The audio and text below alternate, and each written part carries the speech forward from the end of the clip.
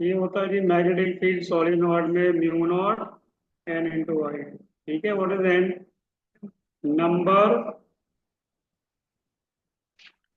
पर number density कह दीजिएगा। कितनी हमारे पास कॉइल्स हैं per unit length, per unit volume. ठीक है, इसमें ये यूज होता है हमारे पास। एक ये रह गया था इसका। बाकी मैंने सारा कुछ बता दिया था। अब बचा मैग्नेटिज्म। मैग्नेटिक इफेक्ट से मैग्नेटिज्म में मैंने आपको दो तीन चीजें बतानी है, बस उन दो तीन चीजों पर ही वैल्यूज आती है। सबसे पहले मैग्नेटिक डायपोल मोमेंट क्या होती है वो मैंने आपको बता दिया, आई इंटू ए। राइट, अगर मैग्नेट है तो एम इंटू एल। और एल क्या? एल क्या होता है? Distance between the two poles. उनको टेढ़ा कर दो, सीधा कर दो, जैसे मर्जी। अगर मैं उसको टेढ़ा कर देता हूँ, एंगल बना देता हूँ, उसके हिसाब से ये होगा। ठीक है। इसके बाद हमारे पास यूजली होता है कि मैग्नेटिक मोमेंट हमने फाइंड करनी होती है इलेक्ट्रॉन की। जब इलेक्ट्रॉन रिवॉल्व कर रहा है, तो जब इलेक्ट्रॉन रिवॉल्व कर रहा है तो ये हमारे पास करंट होता है। ठीक है, जिसको हम लिख सकते हैं ई over to pi are into speed. तो मेरे पास क्या हो जाएगा? For electron moving around a nucleus, तो ये उसका डायपोल मोमेंट होता है जी। तो यहाँ से एक आर कैंसिल हो जाएगा, पाई कैंसिल हो जाएगा, क्या आ जाएगा? E V are by two. Okay. हम क्या करते हैं कि इसको हम मल्टीप्लाई कर लेते हैं एम से, इसको डिवाइड भी कर लेते हैं एम से। एम क्या है? इलेक्ट्रॉन का मास। आपको प्लस वन से याद होगा कि एंगुलर मोमेंटम होता है एम वी आर। तो ऊपर आ गया एम वी आर, तो ये क्या हो जाएगा? E into L over to am with negative sign, क्योंकि ये दोनों अपोजिटली डायरेक्टेड होते हैं। दोनों वेक्टर हैं, ये भी वेक्टर है, ये भी वेक्टर है, हमेशा अपोजिटली डायरेक्टेड होते हैं। अगर ये एंगुलर मोमेंटम है तो ये मैग्नेटिक मोमेंट। ठीक है जी। इस पे क्वेश्चन ये दोनों। और फॉर्मूला जनरल ये है, आई इंटू ए। ओके। उसके बाद जो इम्पोर्टेंट है वो है आपके टाइप्स ऑफ मैग्नेटिक मटेरियल। कौन कौन से मैग्नेटिक मटेरियल होते हैं? Types of magnetic material. पहला मैग्नेटिक मटेरियल होता है उसको बोलते हैं डायामैग्नेटिक। दूसरा होता है उसको बोलते हैं पैरामैग्नेटिक। तीसरा होता है उसको बोलते हैं फेरोमैग्नेटिक। ये तीन तरह के हैं। अब डायामैग्नेटिक क्या करता है? ये मूव्स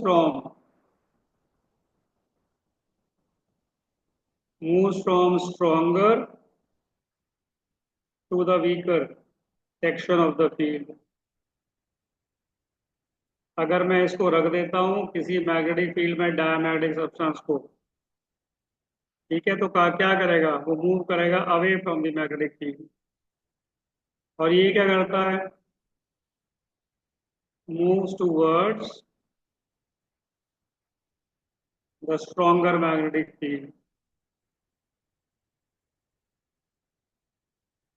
ठीक है, लेकिन कैसे मूव करता है? स्लोली। और ये क्या करता है? पैरो moves towards stronger magnetic field.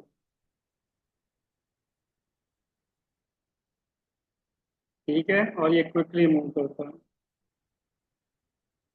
तो ये बेसिक डिफरेंस है इनमें, जो आपको पता होना चाहिए। कोई भी प्रॉब्लम इस पे बेस्ड होगी, वो इसी इसी पे बेस्ड होगी, इस प्रॉपर्टी पे बेस्ड होगी। दो या तीन चीजें आपको इसके बारे में पता होनी चाहिए। नंबर वन, अगर हम कोई डायमैग्नेटिक सब्सटेंस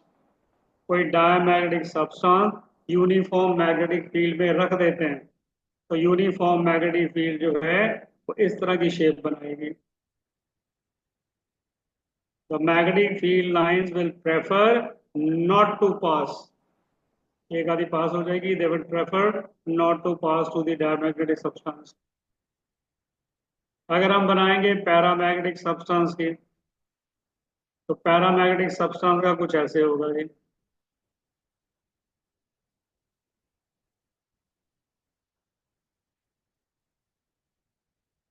तो इसमें से magnetic field line they prefer to pass to the paramagnetic substance. Okay. अगर हम बनाएंगे फेरोमैग्नेटिक सब्सटेंस की, तो फेरोमैग्नेटिक सब्सटेंस में से majority of magnetic field lines इसके बीच में से ही पास करेंगी, दे प्रेफर, हाईली प्रेफर। तो majority of magnetic field line इसमें से पास करेंगे।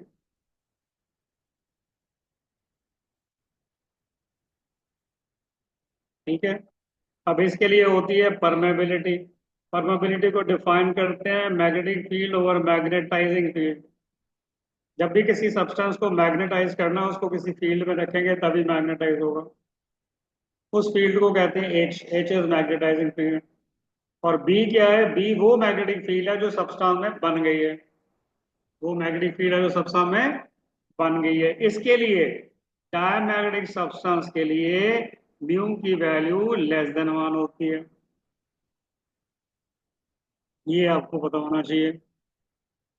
राइट। म्यू की वैल्यू परमेबिलिटी की पैरा के लिए ग्रेटर देन 1 होती है, और फेरोमैग्नेट के लिए very large as compare to 1। ये स्मॉल वैल्यू होती है, याद रखो। फिर उसके बाद आती है ससेप्टेबिलिटी। ससेप्टेबिलिटी होती है how easily a substance can be magnetised. How easily a substance can be magnetised, इसको बोलते हैं ससेप्टेबिलिटी।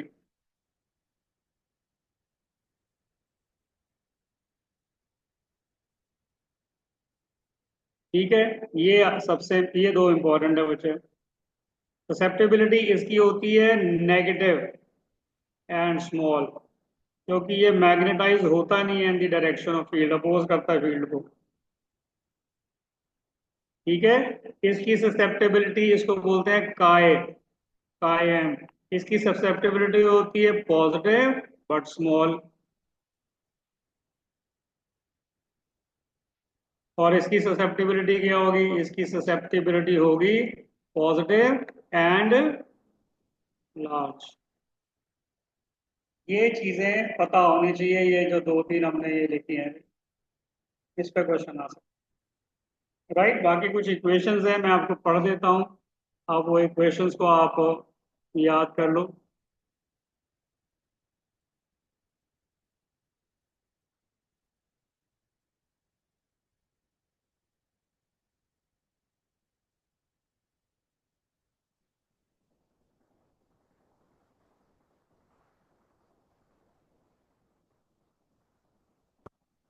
सारा कुछ मैंने बता दिया था ना आपको। मैं एक्सपेक्ट करता हूँ कि मैग्नेटिक डायपोल मूवमेंट पे क्वेश्चन आना चाहिए, इसलिए उसको आप याद रख लेना। होता है एम इंटू एल। एल क्या है? साउथ और नॉर्थ के बीच में जो डिस्टेंस है, लेंथ, उसको लेंथ लेना है। एक तो बेटा ये आपको याद होना चाहिए, ये 87 में लिखा है that mu is equal to 1 plus 4 पाई का M. Mu is equal to 1 plus 4 पाई का एम। का एम क्या होता है? ससेप्टिबिलिटी। बस यही है जी, आपको और कुछ नहीं चाहिए, बाकी तो ऐसे ही है। इसके बाद आ जाइए जी, एक और पॉइंट जो मैं आपको बता देता हूँ। ये जो होता है ना डायमैग्नेटिक सब्सटेंस, डायमैग्नेटिक सब्सटेंस की जो ससेप्टिबिलिटी होती है, ये होती है इंडिपेंडेंट ऑफ टेम्परेचर। ये टेम्परेचर से इंडिपेंडेंट होती है। इसकी ससेप्टिबिलिटी होती है 1/टेम्परेचर, और इसकी ससेप्टिबिलिटी भी होती है 1/टेम्परेचर। ये दोनों टेम्परेचर डिपेंडेंट है, और ये टेम्परेचर पे ससेप्टिबिलिटी डिपेंड नहीं करती। तो अगर हम हीट करेंगे एक डायमैग्नेटिक सब्सटेंस को, तो डायमैग्नेटिक सब्सटेंस के मैग्नेटिक फील्ड में या किसी भी तरह से कोई इफेक्ट नहीं। जब मैं पैरामैग्नेटिक सब्सटेंस को हीट करूंगा, उसकी मैग्नेटिक फील्ड स्ट्रेंथ कम हो जाएगी, बी कम हो जाएगी। और अगर मैं फेरो को हीट करूंगा, तो फेरो पहले पैरा में कन्वर्ट हो जाएगा। और ज्यादा हीट करेंगे तो it will lose its magnetism. Heating जब करते हैं ना, जब भी किसी मैग्नेट को हीट करते हैं, तो अपनी मैग्नेटिक प्रॉपर्टीज जो वो लूज कर जाता है। मेरे ख्याल मैंने आपको सारी जगह लिखी नहीं है, but usually I right all this. Yuri law लिखा।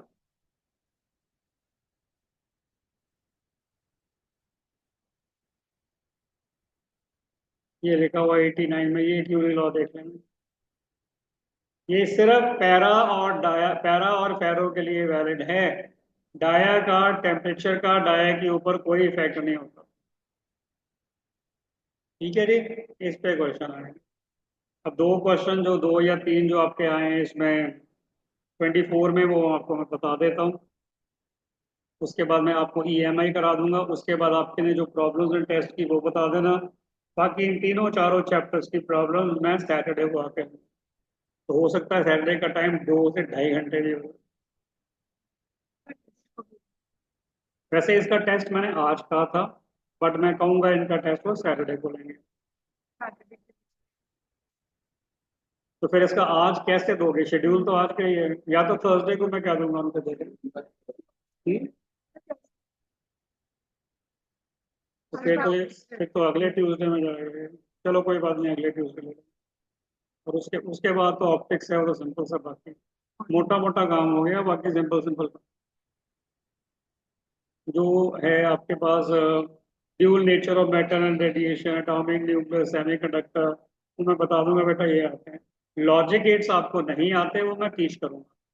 और लॉजिक गेट्स पे क्वेश्चन आना आना, कौन सा दो वेराइटीज हैं, दोनों में आपको करा दूंगा।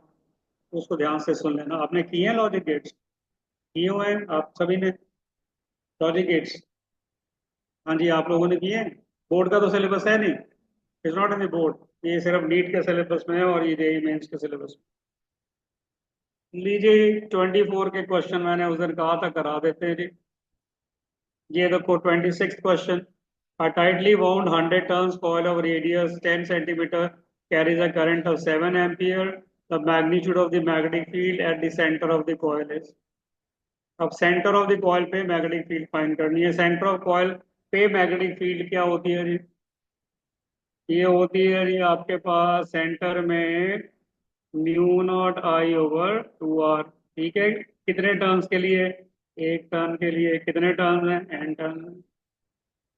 अगर एक टर्न है तो ये लिखेंगे, अगर एन टर्न्स हैं तो एन से मल्टीप्लाई करेंगे, क्योंकि सभी टर्न्स के कारण सेंटर में सेम डायरेक्शन में होगी, ऐड हो जाएगी। तो इसमें सारा कुछ गिवन है जी। करंट गिवन है, नंबर ऑफ टर्न्स गिवन है, radius of the coil given है। देन आपके पास आ जाता है जी, ये मैंने बता दिया था। ये तो मैंने बता दिया था, तो बोलो क्या आंसर आया था? M/2। आपने नॉर्थ और साउथ पोल के बीच की जो फाइनल डिस्टेंस है वो लेनी है। क्या होता है जी डायपोल मोमेंट? डायपोल मोमेंट हमारे पास होता है M = M × L। ना व्हाट इज दिस L? ये नॉर्थ और साउथ पोल की डिस्टेंस है। अगर तो वो ऐसा पड़ा ऐसे, जो भी हमारे पास रेंज है, ये नॉर्थ है ये साउथ है, तो ये डिस्टेंस L होगी। इस क्वेश्चन में कहता है कि सेंटर से हमने बेंड कर दिया, बेंड करके कुछ ऐसे बना दिया हमने। ये सेंटर से बेंड करके ऐसा बना दिया, ये 60 डिग्री का एंगल हो गया। जब सेंटर से बेंड करेंगे तो ये L/2 हो जाएगा, ये भी L/2 हो जाएगा। अगर साइड्स इक्वल हैं और ये इक्विलेटरल ट्रायंगल बन गया, तो इन दोनों के बीच की डिस्टेंस क्या होगी? L/2। तो मैं लिखूंगा नया मैग्नेटिक मोमेंट होगा M × L/2। L नहीं आएगा ना। What is M × L? M × L पुराना मैग्नेटिक मोमेंट है। क्वेश्चन आता है, और इसमें बहुत सारे होंगे ऐसे क्वेश्चन जो आए हैं। और अक्सर यही होता है कि बच्चों को पता ही नहीं लगता करना क्या। तो ये लेंथ, ये किसके बीच में लेंथ है? नॉर्थ पोल एंड, बस आपने देखना है कि घुमाया, जो भी किया आपने, उसको छोटा कर दिया, सेमी सर्कल बना दिया, एक 90 डिग्री का एंगल बना दिया, तो उससे आपने इसकी वैल्यू ढूंढ क्या है। अब 90 डिग्री एंगल में कैसे ढूंढोगे वैल्यू? नॉट 90 डिग्री, लेट से 60 डिग्री में एंगल आ गया जी। एक आपके पास था ये, ठीक है, ये है लेंथ L, तो इसका मैग्नेटिक डायपोल मोमेंट मैं लिखूंगा M × L। अब वो कहता है कि इसको हमने आर्क में बेंड कर दिया। किस में बेंड कर दिया? आर्क में बेंड कर दिया। और आर्क जो है ये सेंटर में कितना एंगल बना रही है? कोई भी वैल्यू गिवन होगी थीटा। ठीक है, हमें क्या चाहिए? हमें ये चाहिए, ये डिस्टेंस यहाँ से लेकर यहाँ तक। जब आर्क में बेंड करेंगे तो डिस्टेंस चेंज हो जाएगी। तो कैसे फाइंड करेंगे? Theta = arc over radius. तो यहाँ से आर की वैल्यू फाइंड कर लेंगे, वो एंगल हो जाएगा। Okay, that is what has to be done. Then हमारे पास ये लास्ट क्वेश्चन था, ये बढ़िया क्वेश्चन है जी, सोचो कैसे करना। कहता है sheet is placed on a horizontal surface in front of a strong magnetic pole. एक ही है। A force is needed to, number one, hold the sheet there if it is magnetic. B part, hold the sheet there if it is non-magnetic. C, move the sheet away from the pole with uniform velocity if it is conducting. And D, move the sheet away from the pole with uniform velocity if it is both non-conducting and non-polar. तो कहाँ कहाँ force लगेगी बताइए। A force is needed to hold the sheet there if it is magnetic. तो अगर वो magnetic है और पोल भी मैग्नेट है तो उन दोनों में फोर्स लगेगी। फोर्स अट्रैक्टिव हो सकती है, फोर्स रिपल्सिव हो सकती है, दोनों केसेस में फोर्स लगेगी लगेगी। Hold the sheet there if it is non magnetic, अगर नॉन मैग्नेटिक है, मैग्नेट का कोई लेना देना नहीं उससे, तो फोर्स ही नहीं लगेगी कोई। फोर्स तभी लगेगी अगर मैग्नेटिक फील्ड वो भी मैग्नेटिक है, तो बी वाला गलत है। Move the sheet away from the pole with uniform velocity if it is conducting. अगर यूनिफॉर्म वेलोसिटी है और वो कंडक्टिंग है तो कितनी फोर्स लगती है जी हमारे पास? यही लगती है, तो इसमें भी फोर्स लगेगी। और लास्ट में देख लेते हैं, लास्ट में क्या कहता है। Move the sheet away from the pole with uniform velocity if it is both non conducting and non polar. Non conducting में कुछ नहीं होना, कंडक्टिंग में होगा। कंडक्टिंग में मैग्नेटिक फील्ड इंड्यूस होती है, नॉन कंडक्टिंग में कोई मैग्नेटिक फील्ड इंड्यूस नहीं होती। तो कौन कौन से सही है? B and A and C, A and C सही है जी, तो ये आंसर आ जाएगा आपको। बाकी सारे मिलते जुलते क्वेश्चन ही हैं। और मैग्नेटिक फील्ड वाला क्वेश्चन, हाँ जी, एक और मैग्नेटिक फील्ड वाला क्वेश्चन। कौन सी क्वेश्चन है ये?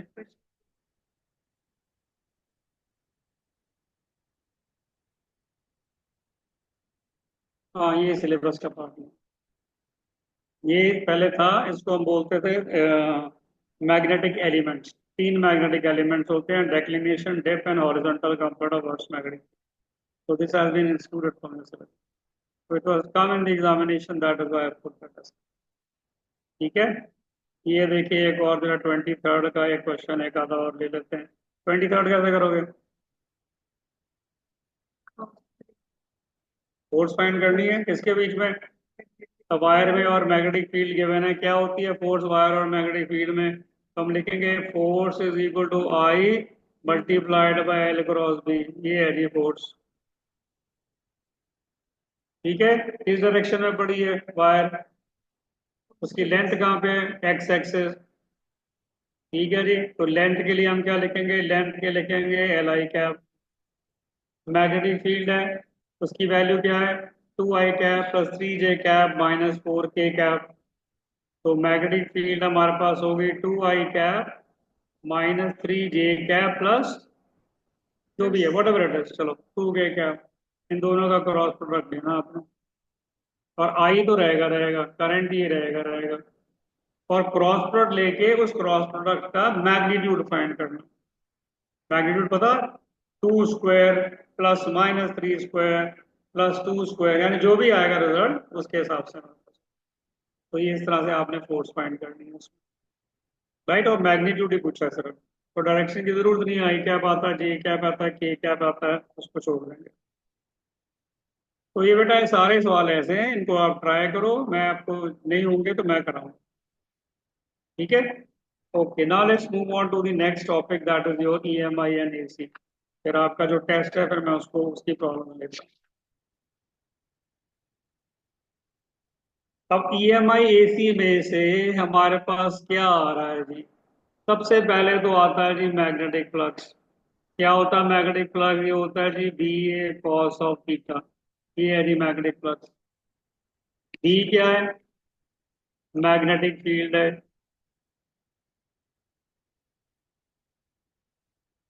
ठीक है जी, ए क्या है? एरिया जो भी है। एंड थीटा क्या है? थीटा एंगल है किसमें? मैग्नेटिक फील्ड वेक्टर में और एरिया वेक्टर में।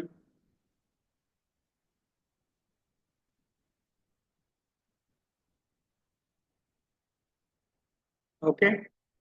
उसके बाद आता है जी हमारे पास फैराडे लॉ कहता है कि induced EMF is equal to d phi by d t. ठीक है, कौन कहता है ये? Faraday's law. Right, Lenz law कहता है कि माइनस साइन में आना चाहिए minus d phi by d t, क्योंकि इंड्यूस्ड ईएमएफ हमेशा अपोजिंग नेचर का होता है। It will always oppose the cause of its production.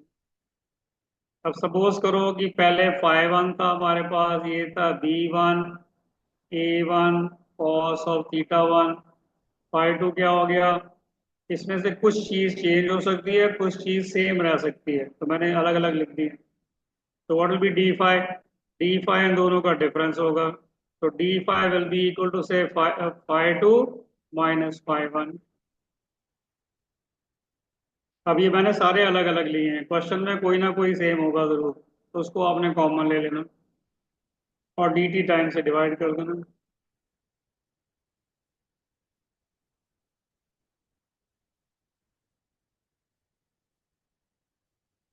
Right, Lenz law क्या कहता है जी? लेंज लॉ कहता है that the direction of induced EMF is such that it opposes the cause of its production. For example अक्सर जो question आता है वो ऐसा है जी, ये हमारे पास एक कॉइल गिवन है। ठीक है जी, एक मैग्नेट इस कॉइल में से नीचे आ रहा है, ये नॉर्थ पोल है, ये साउथ पोल है, ये नीचे आ रहा है। और क्वेश्चन पूछा जाता है कि इस मैग्नेट को जब ये नीचे आएगा कॉइल में घुसेगा तो इसकी एक्सेलरेशन जो है, एक्सेलरेशन ड्यू टू ग्रेविटी के साथ कंपेयर की जाए। राइट, ध्यान से देखना। लेंज लॉ कहता है कि जो इंड्यूस्ड ईएमएफ की डायरेक्शन होगी that will always oppose the cause of its production. अब क्या कॉज ऑफ प्रोडक्शन है? इस कॉइल में इंड्यूस्ड ईएमएफ प्रोड्यूस होगा बिकॉज मैग्नेटिक फील्ड चेंज कर रहे हैं। और याद रखो कि फ्लक्स में इंड्यूस ईएमएफ तभी प्रोड्यूस होता है अगर मैग्नेटिक फ्लक्स टाइम के साथ चेंज हो। अगर मैग्नेटिक फ्लक्स टाइम के साथ चेंज नहीं होता, कोई इंड्यूस ईएमएफ नहीं प्रोड्यूस होगा। ओके। अब जैसे जैसे मैग्नेट नीचे आएगा, स्ट्रेंथ ऑफ द मैग्नेट की मैग्नेटिक फील्ड इस कॉइल पे बढ़ेगी। जब वो बढ़ेगी तो आपके पास ये इंड्यूस ये चेंज होगा, फ्लक्स तो इंड्यूस ईएमएफ बढ़ेगा। डायरेक्शन क्या होगी इंड्यूस ईएमएफ की? सबसे पहले बताइए, इसकी जो मोशन है डाउनवर्ड्स है, तो कौन सी चीज है जो कॉइल की तरफ फेस कर रही है, नॉर्थ पोल की साउथ पोल? North pole. तो motion of north pole towards the coil is the cause of production of induced EMF. Right, Lenz law कहता है दिस शुड बी अपोज्ड। ये कब अपोज होगा? कि इस नीचे कॉइल में करंट ऐसे फ्लो करे ताकि ऊपर वाला पोर्शन क्या बन जाए, नॉर्थ पोल बन जाए। ये नॉर्थ पोल जो बनेगा, इस नॉर्थ पोल को नीचे आने से रोकेगा। Direction of reduced EMF is such that it opposes the cause of its production। इसमें अगर reduced EMF प्रोड्यूस हो रहा है, कौन प्रोड्यूस कर रहा है? Downward motion of this north pole. तो ये ऊपर वाला नॉर्थ पोल बन जाएगा ताकि इसकी डाउनवर्ड मोशन अपोज हो। राइट, अगर ये फ्रीली फॉल कर रहा था तो इसकी एक्सेलरेशन ये है। अब इसको मिल गई ऑपोजिशन। अगर ऑपोजिशन मिल गई तो इसकी एक्सेलरेशन लेस देन जी हो जाएगी। जब ये बीच में जाएगा, अंदर घुस जाए इसका, कोई इंड्यूस ईएमएफ नहीं है। As long as the magnet will be inside the coil there won't be any induce EMF. क्यों? क्योंकि फ्लक्स ही नहीं चेंज हो रहा, जितनी मैग्नेटिक फील्ड है उतनी ही कॉइल के अंदर लगी है। लेकिन जब ये नीचे को आएगा, ऐसे नीचे को आएगा, तो साउथ पोल यहाँ होगा, नॉर्थ पोल यहाँ होगा। अब ये नीचे जा रहा है, इसका नीचे जाना या इंड्यूस्ड ईएमएफ प्रोड्यूस कर रहा है। इसका नीचे जाना या इंड्यूस्ड ईएमएफ प्रोड्यूस कर रहा है। तो यहाँ ये वाला पोल क्या बनना चाहिए ताकि इसको नीचे जाने से रोके? North pole. तो ये नॉर्थ पोल बनेगा। सिर्फ इसके अंदर, सिर्फ इस कॉइल के अंदर एक्सेलरेशन जी के बराबर होगी, अदरवाइज ऊपर या नीचे एक्सेलरेशन लेस देन जी होगी।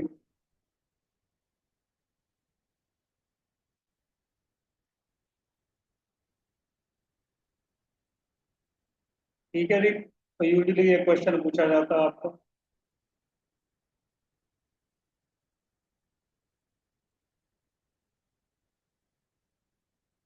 ओके। अब सबसे इम्पोर्टेंट ये है कि डायरेक्शन ऑफ इंड्यूस्ड ईएमएफ हम कैसे ढूंढते हैं। अगर कोई प्रॉब्लम आ जाएगी, सपोजिंग ये प्रॉब्लम आती है, ये कंडक्टर है और it is carrying current which is increasing with time, which is increasing with time. यहाँ पे एक सर्कुलर कॉइल पड़ी है। क्वेश्चन कहता है जी इसके कारण इसमें इंड्यूस्ड ईएमएफ जो होगा उसकी डायरेक्शन फाइंड करो। तो यूज क्या करना चाहिए?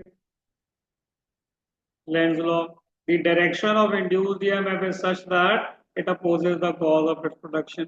ठीक है, बट लेंस लॉ अप्लाई करना बड़ा मुश्किल होता है, बड़ा मुश्किल होता है। अब सुनिए ध्यान से, मैं मेथड बता रहा हूँ, यूज कर लेना, 100% रिजल्ट आएगा। सबसे पहले क्या करना है, हमने फाइंड करना है कि d phi by d t का क्या साइन है, पॉजिटिव साइन है कि नेगेटिव साइन है। ठीक है जी, कैसे?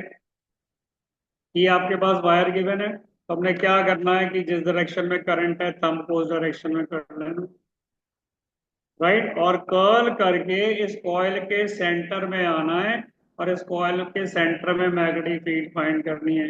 डॉट हो जाएगा, ऐसे है तो मैग्नेटिक फील्ड बाहर आ रही है। एरिया वेक्टर भी हम बाहर ले लेंगे ताकि कॉस थीटा की वैल्यू 1 हो, राइट। अब ये करंट बढ़ रहा है, अगर करंट बढ़ रहा है तो एक स्ट्रेट कंडक्टर के कारण मैग्नेटिक फील्ड की वैल्यू ये होती है फॉर अ स्ट्रेट कंडक्टर। अगर करंट बढ़ रहा है, अगर ये बढ़ रहा है तो मैग्नेटिक फील्ड भी बढ़ रही है। अगर मैग्नेटिक फील्ड बढ़ रही है तो बी इंटू वे फ्लक्स भी बढ़ रहा है। अगर फ्लक्स बढ़ रहा है तो फ्लक्स क्या हो जाएगा? पॉजिटिव। जब फ्लक्स बढ़ता है तो फ्लक्स पॉजिटिव हो जाता है। ठीक है जी, ये आ गया जी आपके पास पॉजिटिव। अब इंड्यूस्ड ईएमएफ क्या होगा? इंड्यूस्ड ईएमएफ होगा minus d phi by d t. ये आ गया जी प्लस, पॉजिटिव आ गया, लेकिन ये क्या ओवरऑल? नेगेटिव। तो इंड्यूस्ड ईएमएफ क्या होगा? नेगेटिव। ये ढूंढना पहले। समझ आया कि दोबारा बताओ? सबसे पहले इसके कारण यहाँ मैग्नेटिक फील्ड फाइंड करनी है, क्या डायरेक्शन है। मैग्नेटिक फील्ड एक स्ट्रेट कंडक्टर के कारण करंट पे डिपेंड करती है। अगर करंट बढ़ रहा है तो मैग्नेटिक फील्ड बढ़ेगी, अगर मैग्नेटिक फील्ड बढ़ रही है तो फ्लक्स बढ़ेगा, अगर फ्लक्स बढ़ेगा तो फ्लक्स क्या होगा? पॉजिटिव। ये ढूंढना पहले। उसके बाद ये फ्लक्स अगर पॉजिटिव है तो डी फाई बाय डी जो है वो पॉजिटिव होगा। तो इंड्यूस्ड ईएमएफ क्या है? इंड्यूस्ड ईएमएफ है minus d phi by d t. अब ये d phi by d t positive है, माइनस साइन लगने का मतलब इंड्यूस्ड ईएमएफ क्या है? नेगेटिव है। ये ढूंढना। अब क्या करना है? अब आपने अपना थंब लेना है और इसको पॉइंट करना है in the direction of magnetic field, जो सर्कल में मैग्नेटिक फील्ड है बाहर को है। फिंगर्स कर्ल करने हैं लूप के। अगर हमारा आंसर पॉजिटिव आया इंड्यूस्ड ईएमएफ का, तो जिस डायरेक्शन में फिंगर्स कर्ल हो रहे हैं वो डायरेक्शन ऑफ इंड्यूस्ड ईएमएफ है या करंट है। और अगर हमारा यहाँ पे आंसर आया नेगेटिव, तो उसके अपोजिट डायरेक्शन में होगा। तो अगर मैं इसको करता हूँ, ऐसे रखता हूँ और कर्ल करता हूँ, तो किस डायरेक्शन में कर्ल हो रहे हैं फिंगर्स? ऐसे, ऐसे। आप ऐसे करोगे, ऐसे, ऐसे, एंटी क्लॉकवाइज। तो हमारे पास इंड्यूस्ड ईएमएफ क्या है?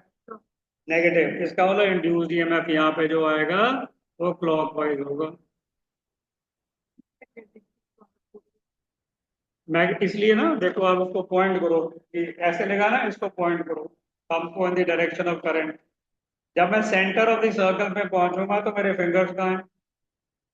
बाहर आ रहे हैं। तो जिस डायरेक्शन में फिंगर्स होंगे that gives the direction of magnetic field again.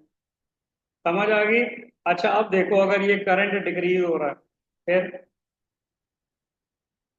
हमने लिखा ना करंट इंक्रीज हो रहा है। अगर करंट डिक्रीज हो रहा है तो ये डिक्रीज होगा, ये मैग्नेटिक फील्ड डिक्रीज होगी, बी ए डिक्रीज होगा, डिक्रीजिंग बी ए हो जाएगा नेगेटिव, राइट। तो ये D five by d T हो जाएगा नेगेटिव। तो ये अगर नेगेटिव है, इसको माइनस से मल्टीप्लाई करेंगे तो क्या आएगा?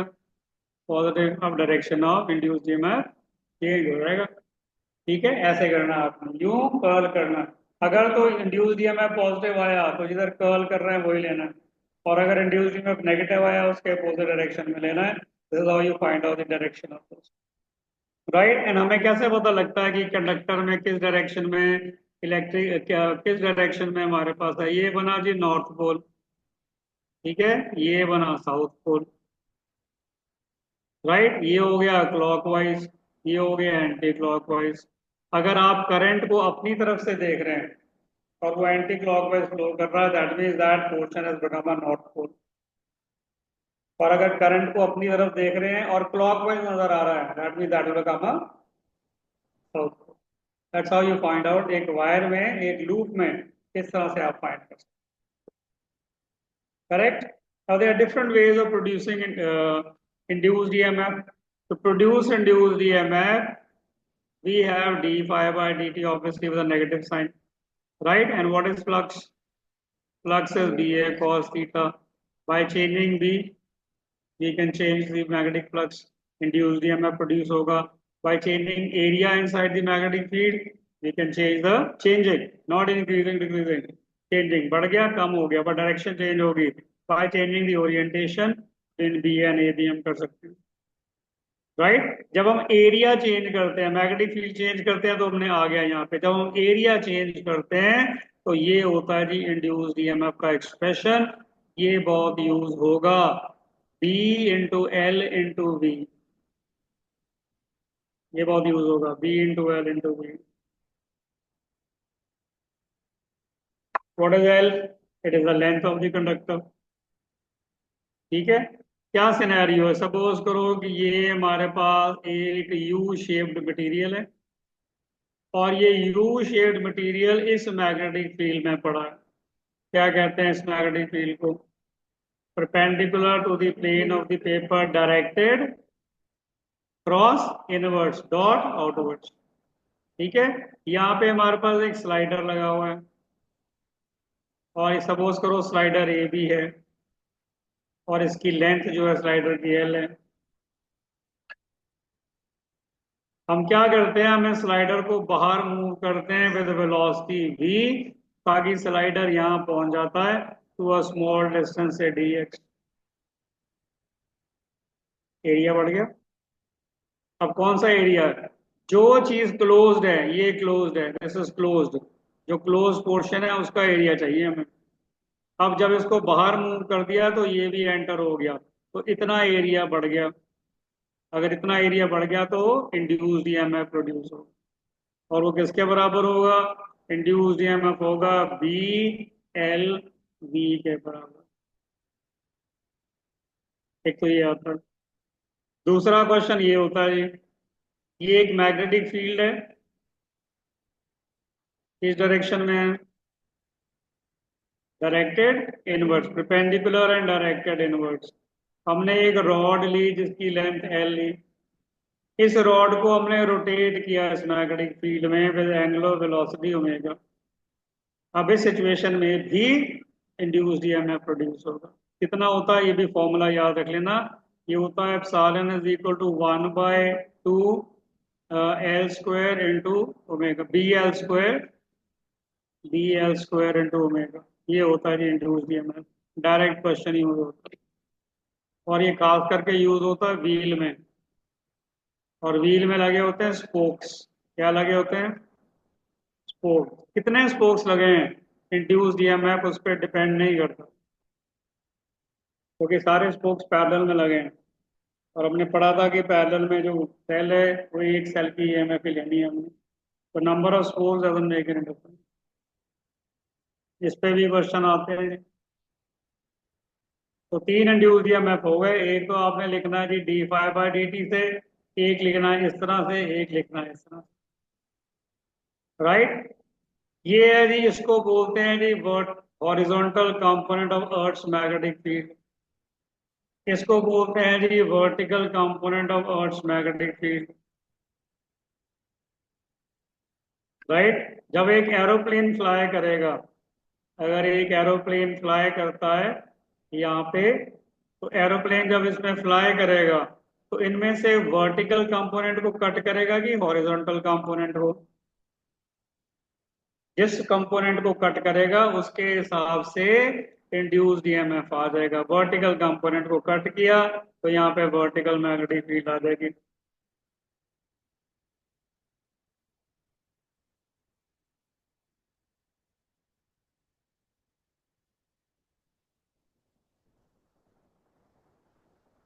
ठीक है जी। अगर एक रॉकेट ऊपर को जाता है तो कौन से कंपोनेंट्स को कट करेगा? हॉरिजॉन्टल, तो फिर हॉरिजॉन्टल के कारण फील्ड आ जाएगी। यहाँ लिखेंगे मैग्नेटिक फील्ड हॉरिजॉन्टल कंपोनेंट। एक ट्रेन के एक्सल के बीच में, ट्रेन के एक्सल के बीच में भी इंड्यूस्ड ईएमएफ आता है, तो वो कौन सी फील्ड को कट करता है? ये वर्टिकल है जी, ट्रेन ऐसे चल रही है। वर्टिकल इसको, वर्टिकल को ही कट करता है, तो उसमें भी इतना इंड्यूस्ड ईएमएफ आता है जी। ठीक है, that's what you need to remember. तो this is regarding the induced EMF.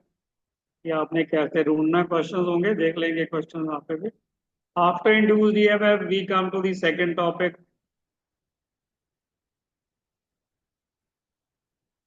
Phenomena का नाम है सेल्फ इंडक्शन।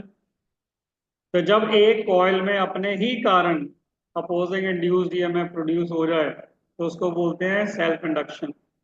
और वो कितना प्रोड्यूस होता है वो डिटरमिन होता है by a quantity called self inductance. By quantity called self inductance. Self induction जो है एक फिनोमेना है। सेल्फ इंडक्टेंस कैपिटल एल से रिप्रेजेंट करते हैं, ये एक फिजिकल क्वांटिटी है।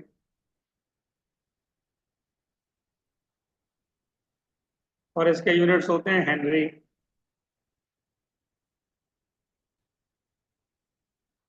राइट, एक तो ये फ्लक्स इसके बराबर होता है जी एल इंटू वाई। और इससे इंड्यूस ईएमएफ की वैल्यू आती है minus L D I by d t. ये दो चीजें आपने चाहिए इसमें। अगर फ्लक्स की वैल्यू फाइंड करनी है, सेल्फ इंडक्टेंस या इंडक्टेंस को वन से आई से मल्टीप्लाई करेंगे। अगर इंड्यूस ईएमएफ फाइंड करना, minus L D I by d T करेंगे। ठीक है। अक्सर जो क्वेश्चन आता है वो इस पे आता है कि एक हमारे पास इंडक्टर है, इंडक्टर का ये सिंबल है बेटा, इसको इंडक्टर बोलते हैं। और इसके ऊपर वैल्यू लिखी होती है, वो सेल्फ इंडक्टेंस है उसकी। तो वो कहते हैं कि इसकी सेल्फ इंडक्टेंस कितनी होती है? सोलेनॉइड की सेल्फ इंडक्टेंस होती है mu naught N square A multiplied by L. A क्या है? एरिया, इसका एरिया। ठीक है। एन क्या है? Number of turns per unit length. ठीक है। एल क्या है? जो लेंथ हम लेंगे जी। इस पे क्वेश्चन आता है जी आपके पास। यानी कि in short question will be this. एक सोलेनॉइड, एक इंडक्टर गिवन है, उसकी इतनी इंडक्टेंस है, इतने टर्न्स है, इतनी इंडक्टेंस है।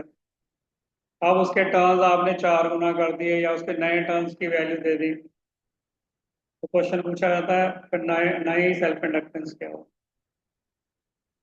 ठीक है, इस पर डिपेंड करता है। ओके, उसके बाद आइए जी म्यूचुअल इंडक्टेंस।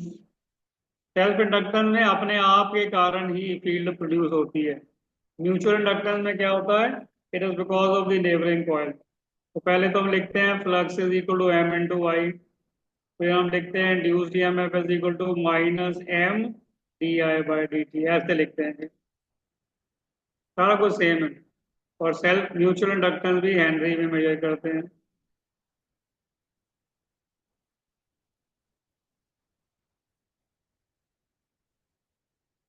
और mutual inductance pair of coils की क्या वैल्यू होती है? Mu naught N one N two A into L. और ये इसको हम लिखते हैं mutual inductance of coil number one with respect to two is mutual inductance of coil number two with respect to one. दोनों की यही वैल्यू है जी।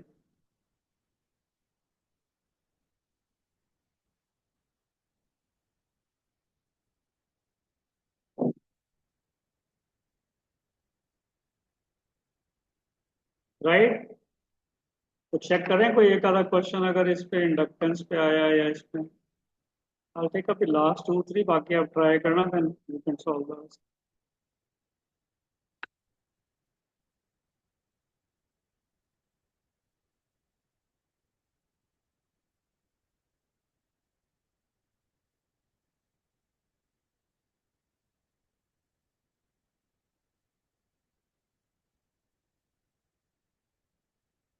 लीजिएगा 22nd क्वेश्चन नीट 2024 में। The direction of induced current in solenoid 1 and that in solenoid 2 respectively are through the direction.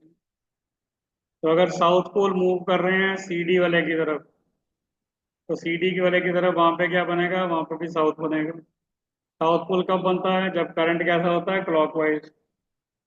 और यहाँ से हम ये कॉइल AB में से नॉर्थ पोल बाहर निकाल रहे हैं, तो क्या बनेगा उस तरफ, साउथ। जो साउथ नॉर्थ को बाहर नहीं जाने देगा, तो वहां पे क्या होगा, एंटी क्लॉकवाइज। ठीक है, तो उसके हिसाब से आपने देखना कि एंटी क्लॉकवाइज कैसे है, और देखना ऊपर से है, यानी कि ऊपर से नीचे आ रही है, यहाँ से भी ऊपर से नीचे आ रही है, तो उस हिसाब से देखिए इसको आंसर कर। ठीक, तो ये क्वेश्चन है जी जो आपको इसमें से आता है।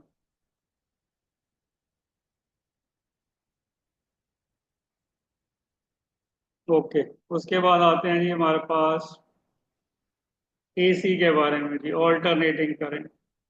ऑल्टरनेटिंग करंट के अलग अलग वेज हैं लिखने के लिए बेटा। पहला वे है जी I naught sine of omega t, right. या हम लिखते हैं I naught cos omega t, दोनों से पढ़ते हैं। फिर लिखते हैं V naught sine of omega t, या लिखेंगे V naught cos of omega t. आपकी इच्छा है, कॉस में पढ़ सकते हो, साइन में पढ़ सकते हो। AC ये होता है जी। और AC में क्या होता है, हाफ साइकिल के लिए एक डायरेक्शन में करंट है, दूसरे हाफ साइकिल में अपोजिट डायरेक्शन में करंट है। तो सिर्फ इलेक्ट्रॉन मूव करके अपनी एनर्जी आगे दे के चले वापस आ जाते हैं, फिर एनर्जी लेते हैं, फिर वापस आ जाते हैं।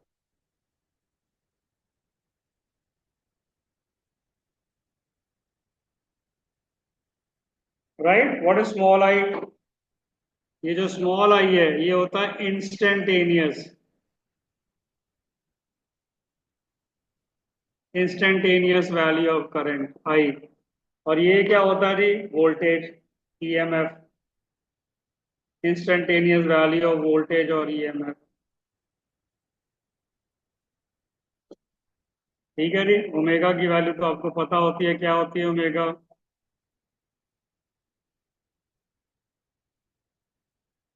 या इसको 2 पाई/T लिखो, या इसको 2 पाई इंटू फ्रीक्वेंसी लिखो ओमेगा। राइट, AC करंट जो है अगर यहाँ से शुरू हो रहा है तो मैग्नीट्यूड बढ़ी, फिर मैग्नीट्यूड कम होके जीरो हुई, फिर डायरेक्शन रिवर्स हुई, and same thing is proceed. तो इसलिए इसको हम डायरेक्टली स्टडी नहीं कर सकते, क्योंकि कांस्टेंट ये वेरी करता रहता है। तो इसको स्टडी करते हैं एवरेज वैल्यू और RMS वैल्यू ऑफ करंट से। एवरेज और RMS वैल्यू ऑफ करंट से हमारे लिए क्या इंपॉर्टेंट है जी, हमारे लिए इंपॉर्टेंट है जी RMS वैल्यू ऑफ करंट और वोल्टेज।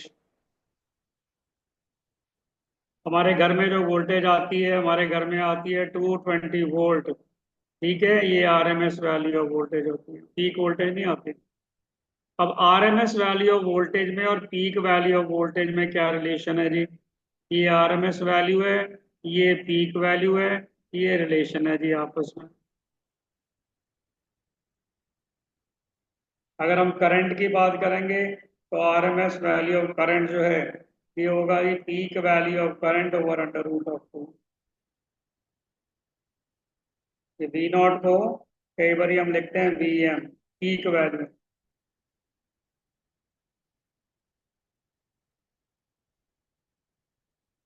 और ये जो RMS वैल्यू ऑफ करंट होता है ये पीक वैल्यू का 70% होता है।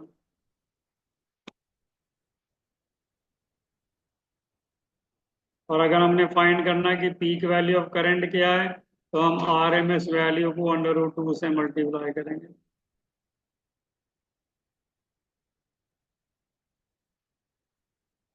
ठीक है, हमारे घरों में कितनी RMS वैल्यू करंट वोल्टेज आती है, 220 से मल्टीप्लाई करेंगे, तो ये अप्रोक्सीमेटली ये हो जाएगा जी, this is the peak value of voltage जो घर में आती है। लेकिन ये काउंट नहीं करते क्योंकि मेजरेबल नहीं है ये। कौन सी मेजरेबल है, RMS वैल्यू को मेजर करते हैं on the context of heat produced. Right. तो जो भी हमारे पास मीटर या वोल्ट मीटर होगा जो करंट नोट करता है घर में, उनको हॉट वायर मीटर या हॉट वायर वोल्ट मीटर कहते हैं, क्योंकि वो डिपेंड करते हैं किस पे, heating effect. RMS value depends upon the heating effect, ये कितनी हीट प्रोड्यूस हो रही है।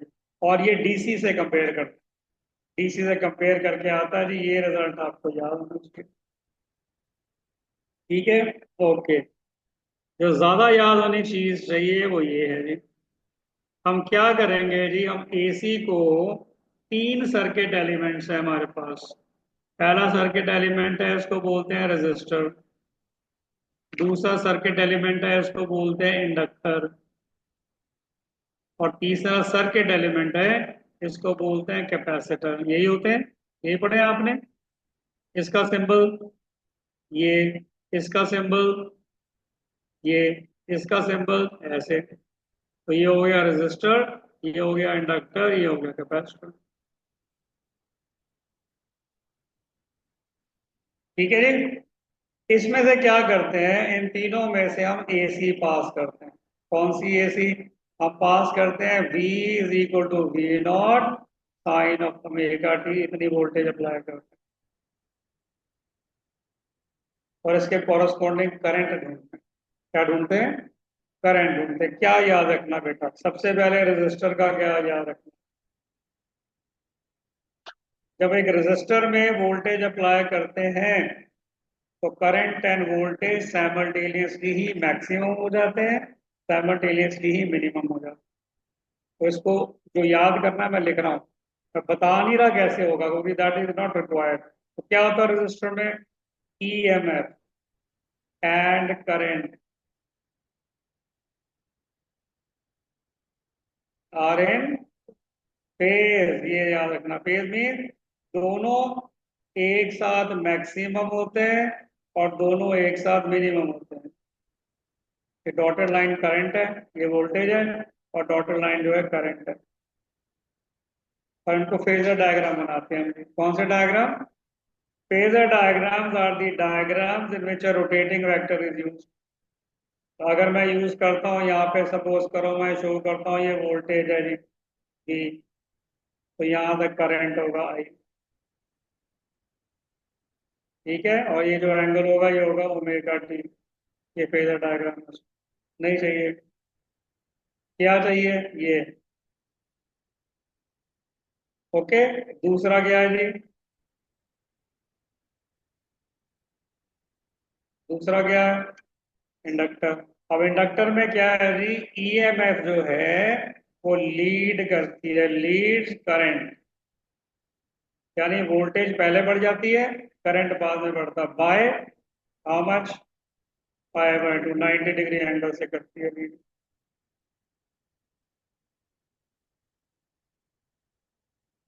ईएमएफ लीड करती है बाय हाउ मच एंगल? क्या मतलब? इसका मतलब है कि पहले जो है वो ईएमएफ सर्किट में मैक्सिमम होगा। पाई/2 कितना एंगल होता है? पाई/2 कितना टाइम होता है? पाई/2 उस दिन बनाया था मैंने आपको एसएचएम का। कितना होता है? T/4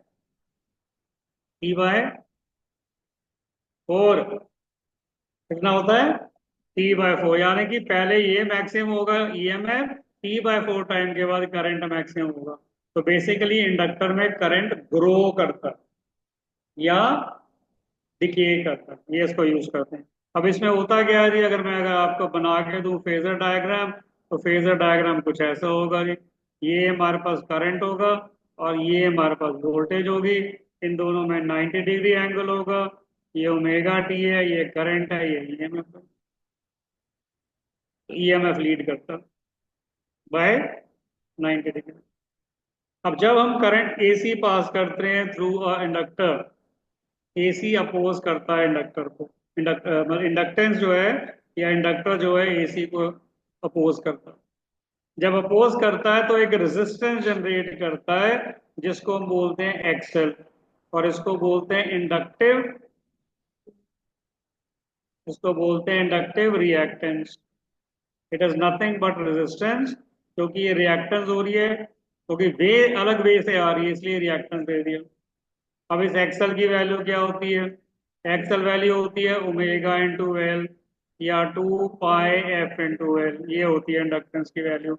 और इसका यूनिट ओम ही होते हैं बेटा, रेजिस्टेंस ही है ये। This is the resistance offer to the flow of AC by an inductor. ठीक है, अगर मैं डीसी की बात करूं, डीसी, तो डीसी की कोई फ्रीक्वेंसी नहीं होती, तो डीसी के लिए एक्सएल की वैल्यू 0 होती है।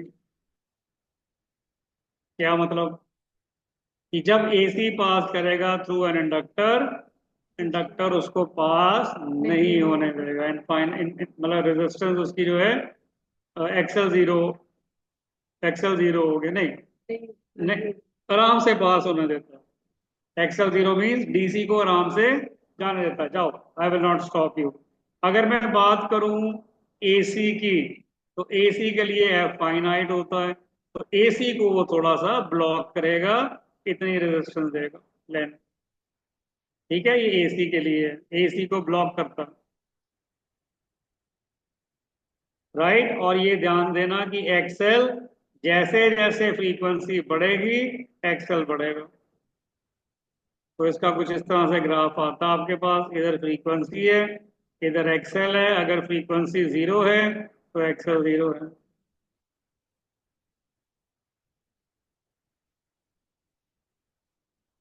इस पे भी होते हैं ये सब। ओके, उसके बाद आइए जी कैपेसिटर के बारे में क्या कहता है जी कैपेसिटर। अब हम एसी को पास करेंगे किसके थ्रू, कैपेसिटर के थ्रू।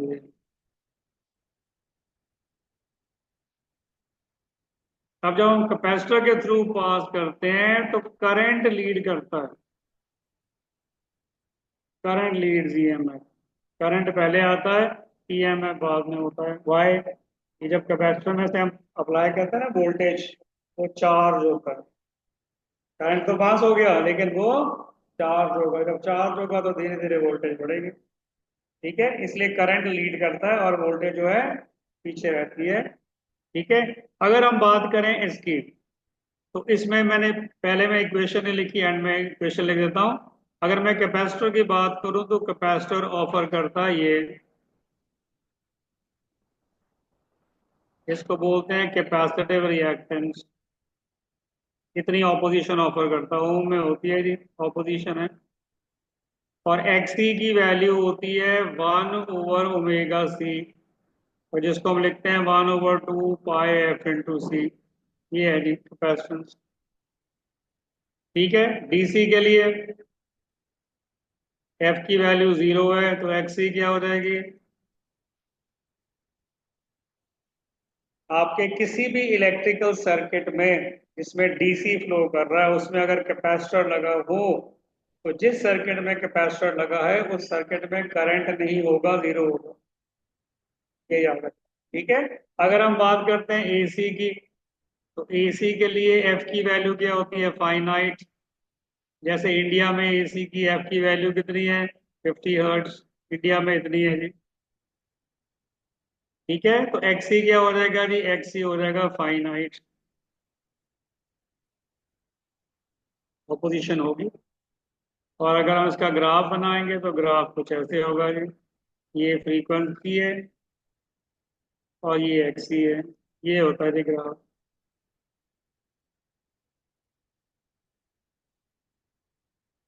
मैं रेजिस्टेंस का ग्राफ नहीं बनाया, यहाँ बना देता हूँ। अगर ये फ्रीक्वेंसी है और ये रेजिस्टेंस है, वहाँ बना लीजिएगा, ये होता है जी सीधी लाइन। रेजिस्टेंस जो है वो फ्रीक्वेंसी पे डिपेंड नहीं करता। समझ आ गया। Number 1, what happens in case of a resistor, कौन लीड करता है, वोल्टेज की करंट रेजिस्टर में, इन फेज कैपेसिटर इंडक्टर में ईएमएफ लीड करती है कितने से, पाई/2 से। कैपेसिटर में करंट लीड करता है किससे, पाई/2 से।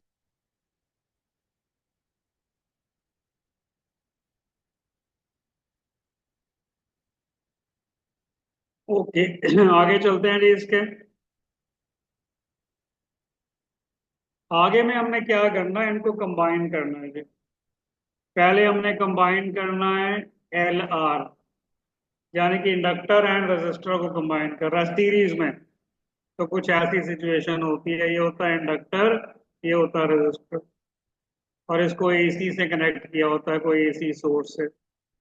एसी सोर्स को ये ऐसे बनाते हैं जी सिंबल। लेट अस से ये होता है V is equal to V naught sine omega t. ठीक है, तो ये इंडक्टर और एक ये रेजिस्टर मिलके अपोज करते हैं, दोनों अपोज करेंगे और एक क्या देंगे, एक ऑपोजिशन देंगे। उस ऑपोजिशन को लिखते हैं Z, और उसको टर्म करते हैं इम्पीडेंस। क्या टर्म करते हैं, इम्पीडेंस। ये रेजिस्टेंस ही है, नाम अलग दे दिया बस। ठीक है जी, इस पे क्वेश्चन आता है। अब Z की वैल्यू क्या होती है, Z की वैल्यू होती है R square plus XL whole square under root. ऐसा क्यों, कैसे कनेक्टेड है ये दोनों, सीरीज में कौन सी चीज सेम रहती है, करंट। ठीक है, जब रेजिस्टर में से करंट पास करता है तो वोल्टेज और करंट फेज में होते हैं। लेकिन जब इंडक्टर में से करंट पास करता है तो वोल्टेज लीड करती है बाय पाई/2। तो इन दोनों की वोल्टेज में, यानी कि इंडक्टर और रेजिस्टर की वोल्टेज में 90 डिग्री का एंगल होता है। राइट, और ये सारे जो है ना, जो हमने लिख रहे हैं, ये करंट लिख रहे हैं, वोल्टेज, ये सारे वेक्टर्स होते हैं, इनको फेजर्स बोलते हैं। ठीक है जी, एंगल कितना होता है जी हमारे पास। अब सपोज करो एंगल ढूंढना है, तो हम क्या करते हैं, एक राइट एंगल ट्राइंगल बनाते हैं। इसको नोट कर लो जी, यहाँ आती है जी इम्पीडेंस, यहाँ आती है जी रेजिस्टेंस, यहाँ आएगा जी एक्सेल। इसको बोलते हैं इम्पीडेंस ट्राइंगल। क्या बोलते हैं, इम्पीडेंस ट्राइंगल। अब कौन लीड कर रहा है, करंट लीड कर रहा है कि वोल्टेज लीड कर रही है, उसके लिए हम फाइंड करते हैं टेंजेंट थीटा। बताइए यहाँ टेंजेंट थीटा क्या होगा, एक्सेल ओवर आर। ये डिसाइड करता है जी कौन लीड करेगा। अगर टेंजेंट थीटा पॉजिटिव है तो ईएमएफ लीड करेगी, अगर टेंजेंट थीटा नेगेटिव है, यानी कि कम है रेजिस्टेंस से, तो अकॉर्डिंगली फिर उससे वेरिएशन होगा। ठीक है जी, उसके बाद आया था जी आपके पास सीआर सर्किट। सीआर सर्किट में क्या है जी, कैपेसिटर है और साथ में एक रेजिस्टर है, और ये भी कनेक्टेड है टू एन ऑल्टरनेटिंग सोर्स। इसकी इम्पीडेंस क्या होती है, इसकी इम्पीडेंस होती है R square plus X C whole square under root. और इसका इम्पीडेंस ट्रायंगल भी ऐसे ही है, यहाँ पे एक्स सी भी मैं लिख सकता हूँ। तो यहाँ पे टेंजेंट थीटा क्या होगा, टेंजेंट थीटा होगा एक्स सी ओवर आर। ये डायरेक्शन है, कौन लीड करेगा, ये टोटल इम्पीडेंस। कैपेसिटर सर्किट है, रजिस्टर तो फेज। हाँ जी, तो कैपेसिटर में तो वोल्टेज लीड करता हाँ वोल्टेज लैग करती है, करंट पहले पास कर देगा, है, वोल्टेज लैग करंट लीड करेगा। करेगा। कासी सर्किट में भी करंट ही लीड करना चाहिए। हाँ करता ही है, बिल्कुल सही है। सीआर सर्किट में भी करंट लीड करता है, एलआर सर्किट में भी लीड करता है, लेकिन कितने एंगल से, ये एंगल से। इसमें करंट लीड करेगा, आई लीड। ठीक है, इसमें ईएमएफ लीड करता है, लेकिन एंगल 90 डिग्री नहीं होगा। Angle can be anything between 0 and 90। और वो क्या एंगल है, वो लिखा हुआ है।